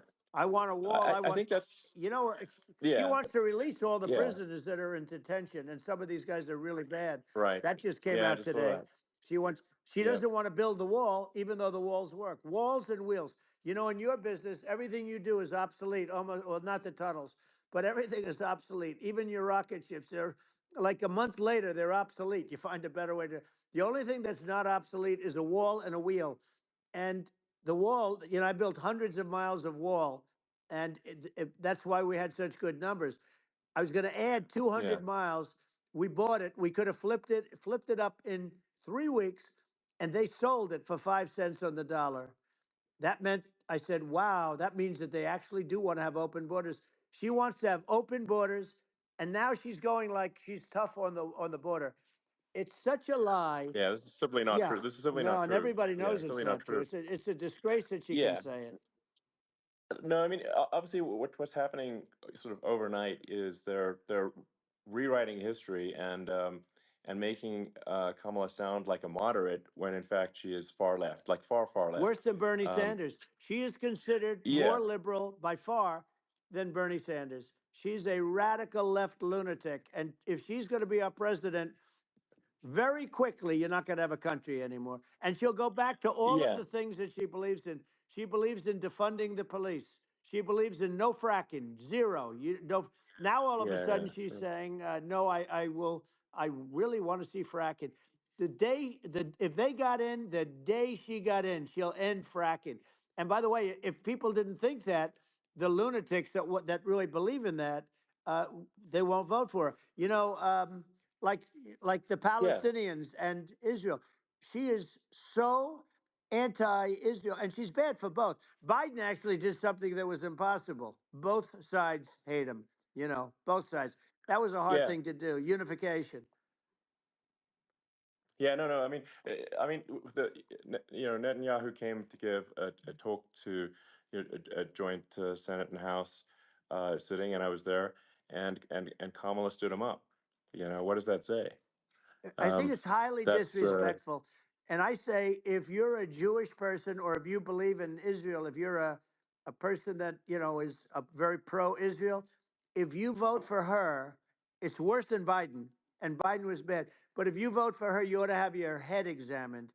And you see tonight, I mean, as we're doing this, I'm seeing reports coming that they expect an attack tonight or tomorrow from hundreds and maybe thousands of rockets. You know, their Iron Dome, as they call it, as we all call it, but their shield that they build, that can be swamped. We'll use the term that's yeah, appropriate, swamped. But they yeah. swamp it by shooting enough missiles. You know this better than anybody. By shooting enough missiles, So, they can't defend themselves. You know, they just obliterate the whole yeah, place.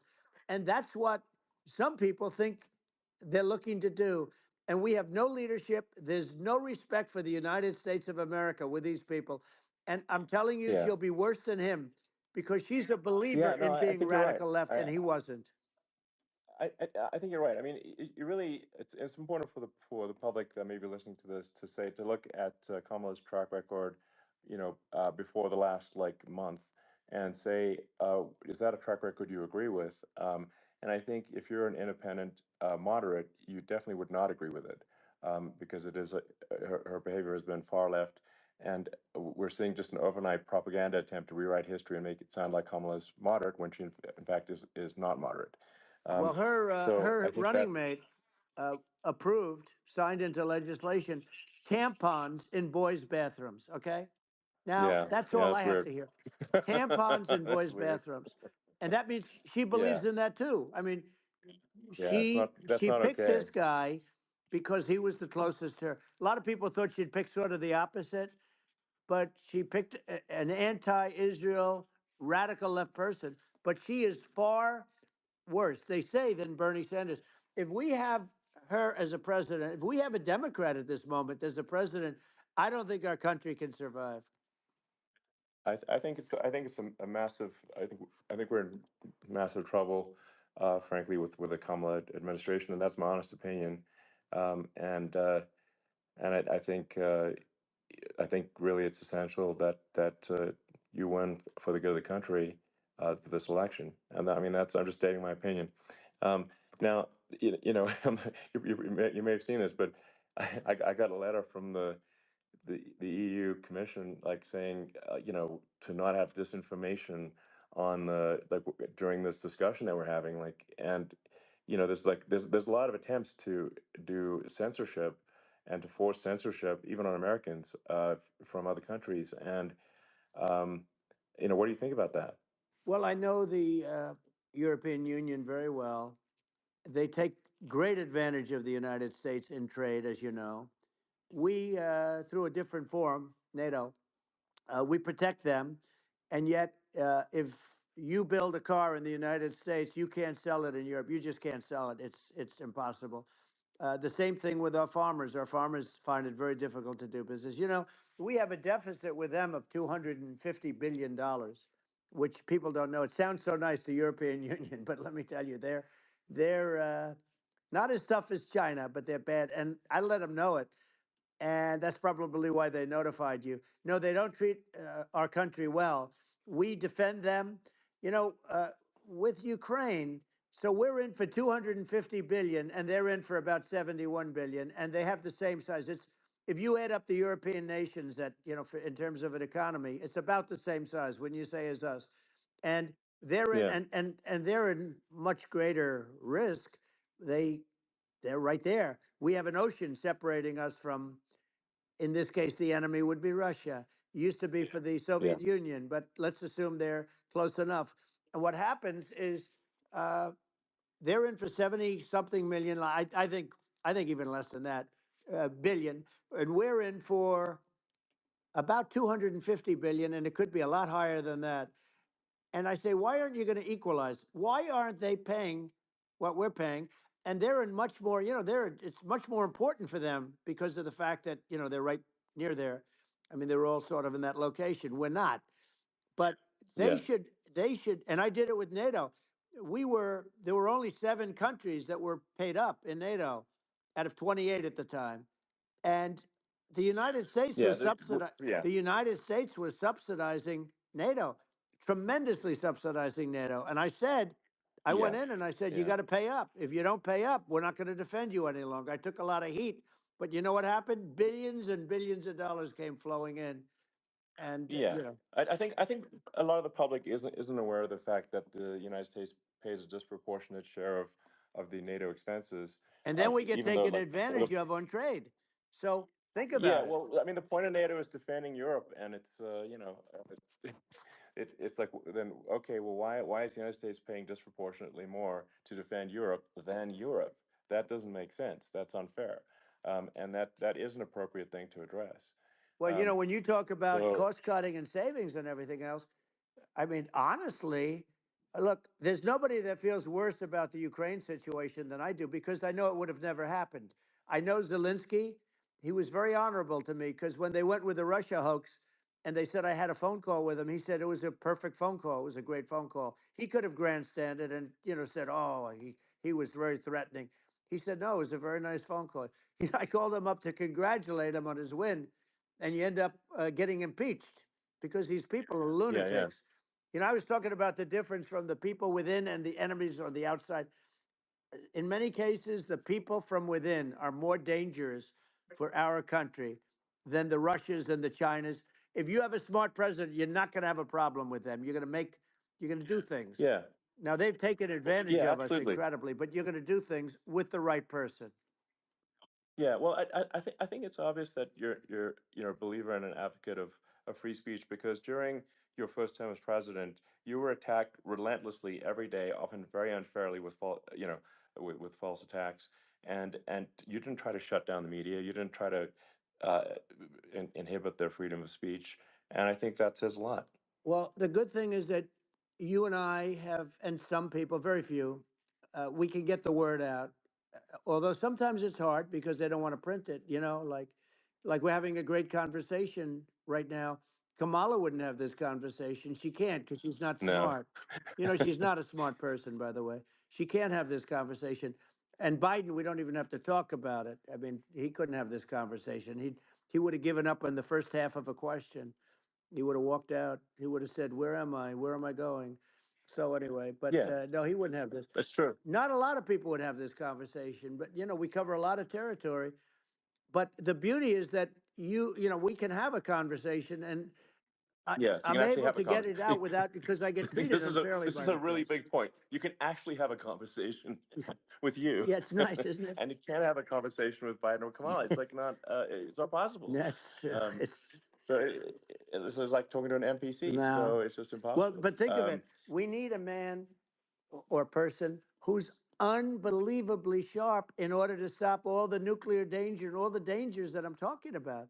And I got along with all these. I got along with Kim Jong Un. We had dinner. We had everything, and he really liked me, and I got along with him really well. By the way, he's the absolute boss over there. A lot of people said, "Oh, do you think he really?"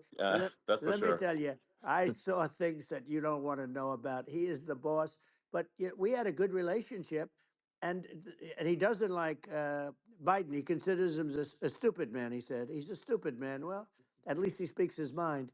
But in this country, you're not sort of allowed to say it, but I guess you are. You should be allowed to say it if Yeah, it's true. But we need smart people, and we need people that have an ability to lead.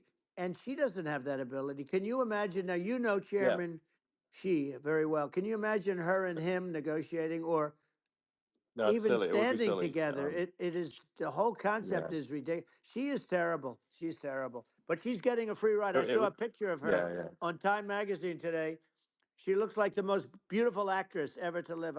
It was a drawing, and yeah, actually, yeah. she looked very much like our great first lady, Melania. She looked, didn't look, Yeah. she didn't look like Camilla. That's right. But of course, she's a beautiful woman, so we'll leave it at that, right? Yeah, well, maybe like I think part of what people in America want to, people in America want to feel excited and inspired about the future. They want to feel like the It's future is true. going to be better than the past, and that America is going to do things that are greater than we've done in the past, reach Right. new heights that make you proud to be an American, and excited about the future.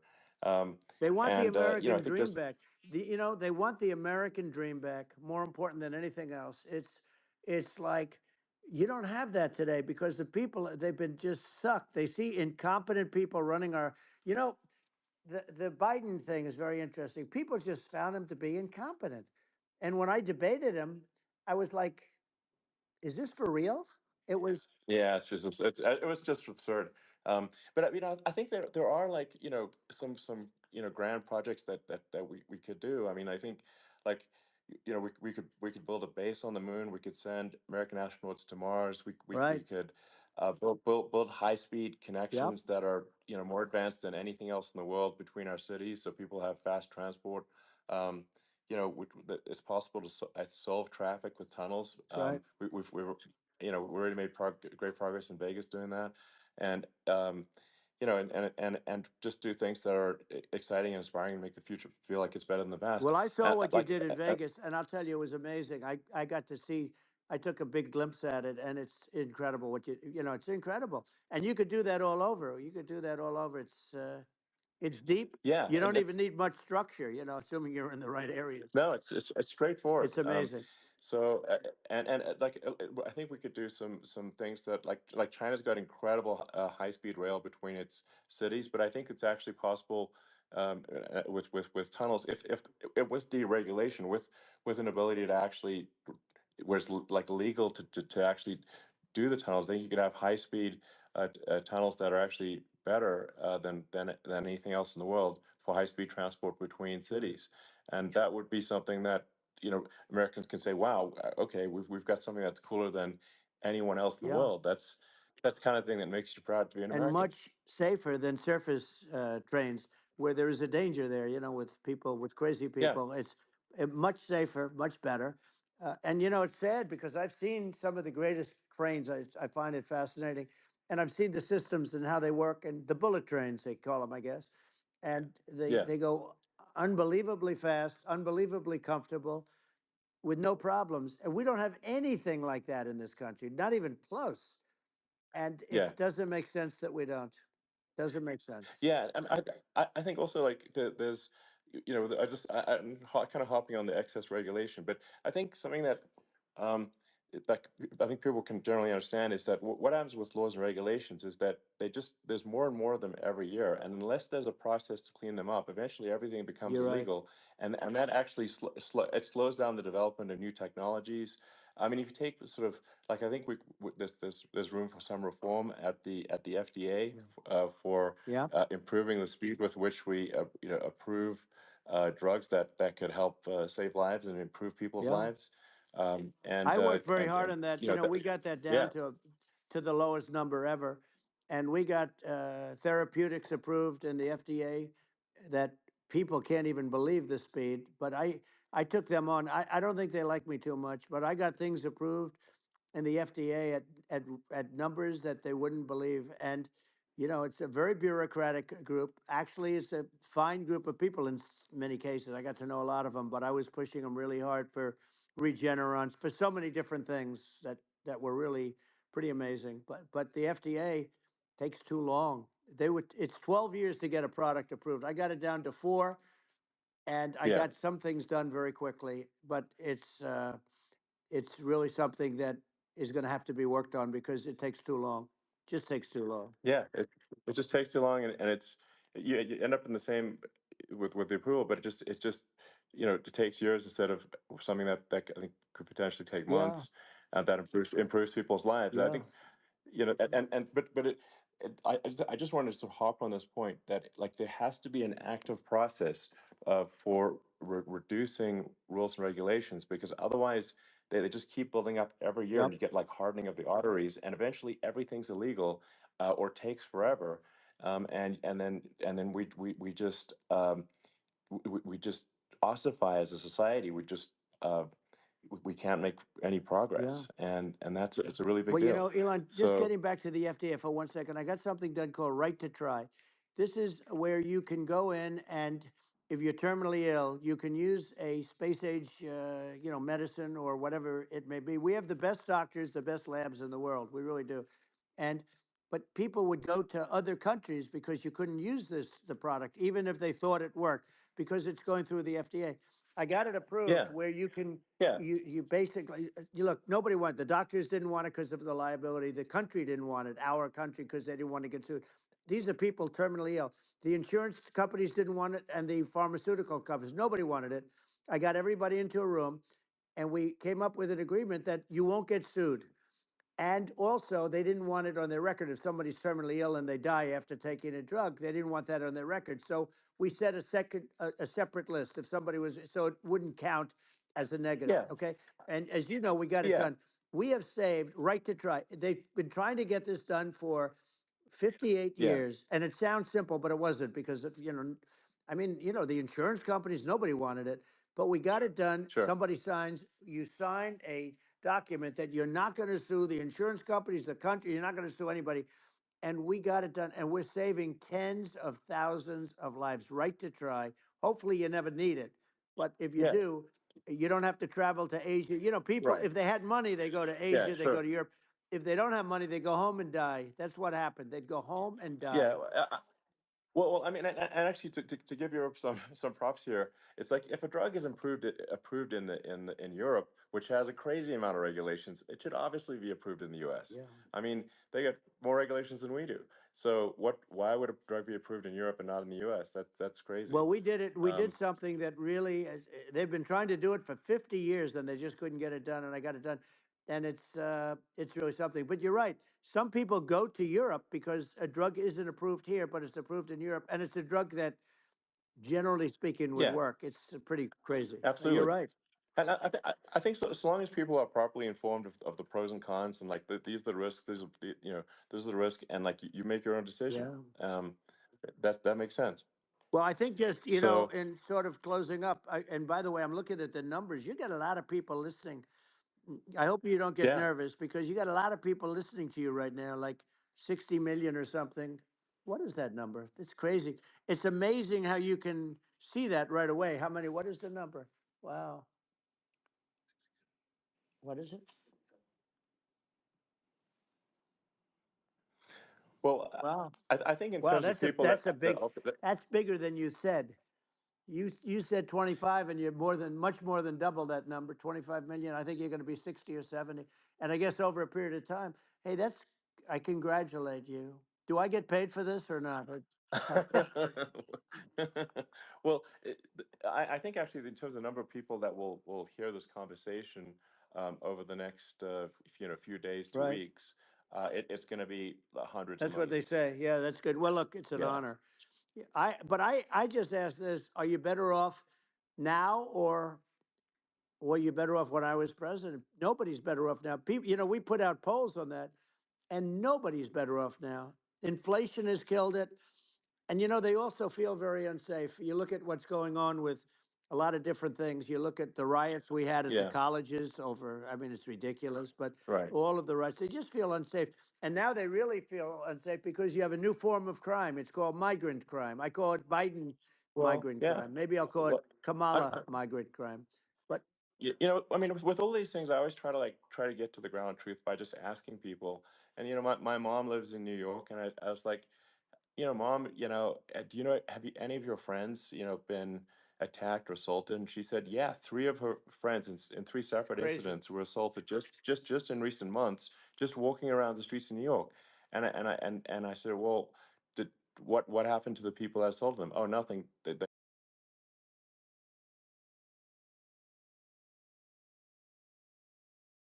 And they don't even bother reporting it because there's not they know that they're not going to people are not going to get prosecuted. They just let violent criminals out in New York The only one with that gets zero bail. prosecuted is Donald Trump. They don't get, they prosecute Trump. Yeah, I mean it's just obviously messed Oh, up it's terrible. if violent criminals are being getting off scot Yep. free, and meanwhile the New York spending massive resources prosecuting you, and it's like this and I think the sort of sensible public looks at this and says, what the heck's going on here? This is obviously abuse of the legal system. Um, the legal system is supposed to be protecting the That's right. public from violent criminals, and it should be obviously allowing the public to make their own decision about who should be president, as opposed to some legal case. Once they start this precedent, because this can go on with the next one, I mean, this is a very bad precedent what they're doing in terms of, going after their political opponent. And that's all it is. It's going after their political opponent. Yeah, And then you get a judge who's, a strong Democrat, and I'm being nice when I say that, in many cases crooked as hell, but you get a judge and you go into an area where a Republican gets 3 or 4% of the vote, and you'll have a jury pool yeah, with people that hate Republicans or hate. It could sure, also be the other way though, of course, because it could start the other way in areas where they hate exactly. Democrats, and you get into a Yep. Pandora's box. It's a very dangerous thing for this country, and a very dangerous thing even for the state. New York City is Yep. losing. New York Absolutely. City and state lose a lot of business over what they did to me, because these people say we don't want that to happen to us. That's no justice system. You have an unfair system of Yes. justice, and it's costing New York State a tremendous amount of money. People are leaving and companies are leaving, and they won't come back. So all of that stuff is important, but the economy now is the big thing, and we can turn that economy up so fast, and people are going to be back again. We're going to get rid of Yeah. inflation. I think there's a lot of Right. opportunity. Absolutely. Absolutely. So And I just I want to think I I want to think congratulate you. You've done an amazing job. You have definitely got a fertile mind. We can talk. You and I can talk about rockets and, it's kind of you to say thank you. well, tunnels. We can talk about tunnels and rockets and electric cars. So many things. And now you're into the AI, and that's going to be another beauty, I'll say. So Yeah. it's an amazing thing you've done, Elon. It's an amazing thing, and I Well, congratulate you. I mean, thank you. And well, I mean, I just say here, here's to an exciting, inspiring future that people can look forward to and be optimistic and excited about what happens next. And that's the kind of future that I think you will bring as president, and that's why I endorse you. Well, I appreciate that. That endorsement meant a lot to me. Not all endorsements mean that much, to be honest. Your endorsement meant a lot. And, we have a phrase, make America great again. It's pretty simple, but it really says that we want to make America great again. And we can do it. We can do it now. But if we were going to suffer another 4 years like we've suffered for the last 4 years, I'm not sure the country can ever come back. That's how bad it is. It's so bad. We have to do a I lot of think that's a things. very real Yeah, risk. it's a big That's a risk. very real risk. Yeah, And it's, I'd just like to note to people listening, like I've not been very political before, and if you look at my record, I've actually been. I'm not like, if they try to paint me as like a far right guy, which is absurd because I'm like making electric vehicles and solar and batteries, helping with the environment, and and I actually I I supported Obama. I stood in line for 6 hours to shake Obama's hand when he was running for president, and so it's not like I'm like some sort of dyed in the wool long term Republican. I'd call myself, uh, historically a moderate Democrat, and but now I feel like we're really at a critical juncture for the country, and uh, I think a lot of people thought the Biden administration would be a moderate administration, but it's not, and obviously we're just going to see an even further left uh, administration with Kamala. That's my honest opinion. I mean, her dad is literally. I mean, she was brought up as an actual. Her dad is a Marxist economist. You can Google it. I mean, it's not a. We're not making this up.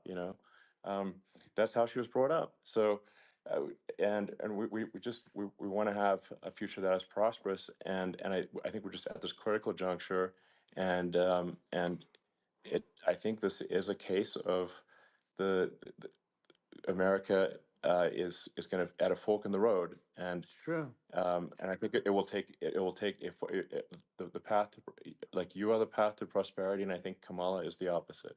Then that's my honest opinion. I'm gonna get attacked like crazy, and I've also experienced quite a bit of lawfare myself, and but I'm just trying to tell people my honest opinion, and I haven't been really active in politics before, and I'm just trying to point out that my track record historically has been moderate, if not moderate, slightly left, and so this is to people out there who are in the moderate camp to say I think you should support um, Donald Trump for president.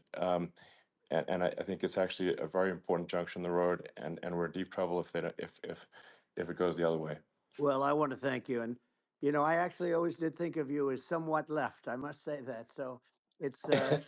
even more of an Well, honor to yeah. have your endorsement. I know how strong you feel about it. But when you think of her, San Francisco, 15 years ago, I had a great friend, Bob Tish. He said it's the greatest city in America, and now it's not, it's almost not livable there. And California likewise. And she was involved in the destruction of San Francisco and the destruction of California, and she will be involved in the destruction of our country if people are so unwise as to elect her. And I hope that doesn't happen, and I hope the elections are going to be run honestly, and we're going to turn this country around. We're going to do things that, and we can do it fairly quickly. And we have to get rid of the criminals that have been, given to us by other countries. As they laugh, at Yeah. us. They think we're stupid to accept these people. These are radical, stone cold killers in many cases, and terrorists. And they're in our country by the hundreds of thousands, Yeah. and we have to take Yeah. them out. Yeah, I mean, if I could summarize it, perhaps, I think these are issues that I think most people in America would agree with, which is that we want safe and clean cities, we want secure borders, we want sensible government spending, we want to restore both the perception and reality of respect in the judicial system, just, stop the lawfare, and I think like, and how are those even right wing positions? I think those are that's just common sense, and that's I mean, would you agree with that? 100%. I don't understand, the whole, they call it progressive. They don't like the word liberal anymore, but call it liberal or progressive. I don't understand how somebody could say that it's okay for them to empty prisons into our country. And again, I told you their Yeah, crime rates definitely all not over the world okay. are going way down, which makes sense. In fact, the next time what we'll do is, if something happens with this election, which would be a horror show, we'll meet the next time in Venezuela, because it'll be a far safer place to meet than our country. Okay. So we'll go, you and I will go, and we'll have a meeting and dinner in Venezuela, because that's what's happening. Their crime rates coming down and our crime rates going through the roof. And it's so simple. And you haven't seen anything yet. because these people have come into our country and they're just getting acclimated, and they don't know about being politically correct law enforcement or lack of law enforcement. And our police, I have to just end with this. We have great police, we have great law enforcement, but they're not allowed to do their job. They have to be able to do their Yeah. job without being destroyed. Well, absolutely, and it's obviously demoralizing if you're a police officer risking your life to to arrest violent criminals who could kill you and do kill you sometimes, and then you arrest the violent criminal and then the DA doesn't prosecute and that's let the guy out. Right. Well, then like why should a police officer risk their life uh, to arrest a violent felon Well, even worse, if Elon, nothing's going to happen? even worse, they prosecute the police officer. They go after it and they prosecute the police officer and they take away his pension. They take away his Yeah. job. He loses his family. He loses his house. Well, I thought it was very telling, like incredibly telling, that when there was that case where sort of a gang of thugs beat up police officers. I think it was in Times Yep. Square in New York, and and then nothing happened to those guys. They were let out zero bail, and I think a bunch of them were given free tickets to California. Well, what is I mean that is a gross indignity against the United States, and that's how I mean this is insane. Like, have we lost all pride? What that how can such a thing be allowed to occur? I've never seen anything. You know? We see where they get shot. It's a very dangerous profession, but it's something they're very proud of, and they want to be able to do their job. But I've seen them get shot. I've seen a lot of things, but I've never seen where these guys are standing in the middle of a big street, everybody watching them, and they're literally boxing, like punching, stand up fighting a police officer. There were two of them, and you Yeah, had about six yeah, of yeah. these guys, and they're punching the hell out of them. And in their own country, they would be dead if they did that. They'd be shot. They Yes. would be shot instantly. And they come from these countries, and it's taking them a while to realize that we don't do that in this country. But in their own Yeah, country, if they stood on a street and had a fight with a police officer, they would be shot. There's no political correctness, and yeah. It's it's just such a sad thing to see. And that's the reason you we have yeah crime, by the way, yeah because we don't do anything about yeah it. yeah. We just cannot have a situation where our police officers are beaten up on camera by a gang of illegal immigrants, and then nothing happens to the guys that beat up the cops. I mean, and they're let out. This is Well, we're going to unacceptable. change it, Um, and we're going to get them out of the country. When I first got involved, they said you couldn't get them back to these countries. You couldn't take them back. In the case of Guatemala, Honduras, El Salvador, some others, you couldn't get them back. And I said, really? Oh, you can't get them back because under Obama, he couldn't get them back. They'd fly them in, and they'd put planes on the runways in these countries, so you couldn't land a plane. They'd bring them back. And the generals told me, sir, we can't bring them back. The countries won't accept MS-13 gang members. They won't accept them. And I said, really, how much do we pay these various countries in terms of economic aid, which is also somewhat ridiculous? And the answer was $750 million. I said, good. Tell them they're in default. They're delinquent. We're not paying them anymore because they won't accept yeah, their. it's And you know what happened? They all called me, yeah, every one yeah, of them. They said, we would be honored to take them back, sir. We would be honored. It was so easy, but it's one of those things. And we got them back. We took in so many. The MS-13 is probably yeah, the worst gangs in the world. They're the most vicious, violent. We took them out of here by the thousands and got them out of here, and their countries took them back. And because I said you're not getting any more economic aid, and once I said that, they were nice. They wouldn't take them back for yeah, Obama. They yeah. wouldn't take them back for anybody. And now we have a problem because we have this guy, and they don't take him back anymore with Biden because they don't respect him.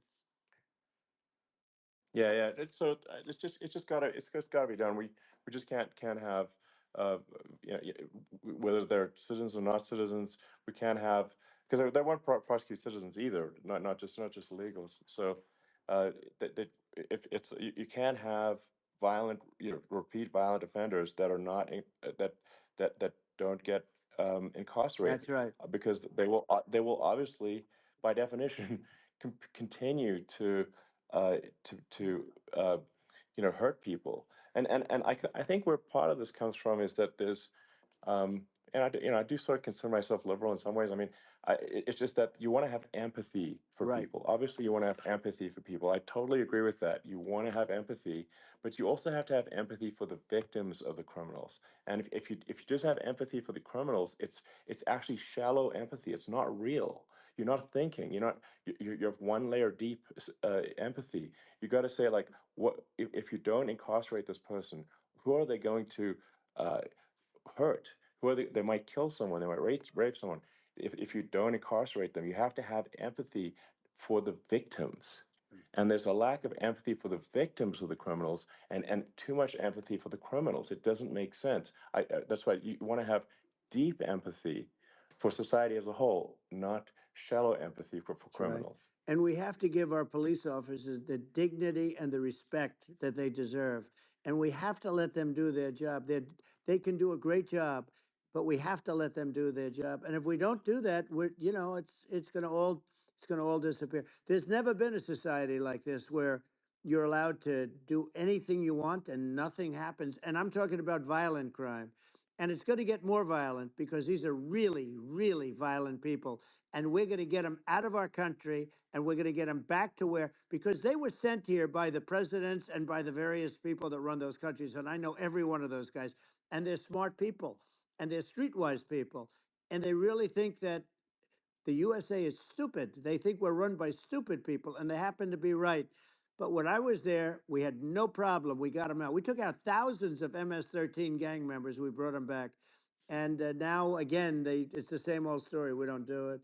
And they actually gave them a big increase in aid. They raised it up to billions of dollars, and they get nothing for it. So it's. I hope everybody's going to vote for Trump, and we're going to get this country straight. Yeah. And I didn't need this. I, I'm like you. I didn't need this. I had a very nice yeah. life. I didn't need to go Yeah. through Yeah. court systems and go through all the other stuff and run at the Sure. same time. I have to run. I have to go through fake trials with, in some cases, corrupt judges, totally corrupt judges. I didn't need it. I had a nice life. I have great locations. I have beautiful oceans that I have places. This was, but I felt it was important. And if I had to do it over again, you probably think I'm crazy for doing it, actually. But if I had to do it over again, I would have done it over again, because this is so much more important than me or my life. We're going to save this country. This country is going down. And these people are bad people that we're running against, and they're liars. They make statements. They do things that are so bad. They say they're going to make a strong border. They say they've been great on the border, and they've been the worst in history. They say they're Yeah, going to it's stop horrible. Like crime, the and facts speak for themselves. The it's so facts incredible. speak for themselves. Like it's gotten to the point where people just don't even bother reporting crime in a lot of That's cities right. because they know nothing is going to happen. Um, that's what I hear anecdotally from people all the time. Um, so it's just my values. I'm just saying to people out there, like the things I think are important for the future is like we've got to have safe cities, we've got to have secure borders, we've got to have sensible spending, and we've got to have deregulation, and Right. so we can have a prosperous future. And then we want to have some exciting, sort of moonshot projects that people can get fired up about. And that's the future I'm looking for. And I'm pro environment, but I'm not against. I'm not like I don't think we should vilify the oil and gas industry because they're keeping civilization going right now, and but I do think we want to move at a reasonable speed towards a sustainable energy economy. Those are my values, and I think um, and so I mean that's uh, why I'm supporting you for president. Well, I So appreciate it. We're going to give incentive to companies to come into our country, not to leave our country. We're going to be giving tremendous incentives. We want companies to build here, not to build in other locations, and we want to create jobs.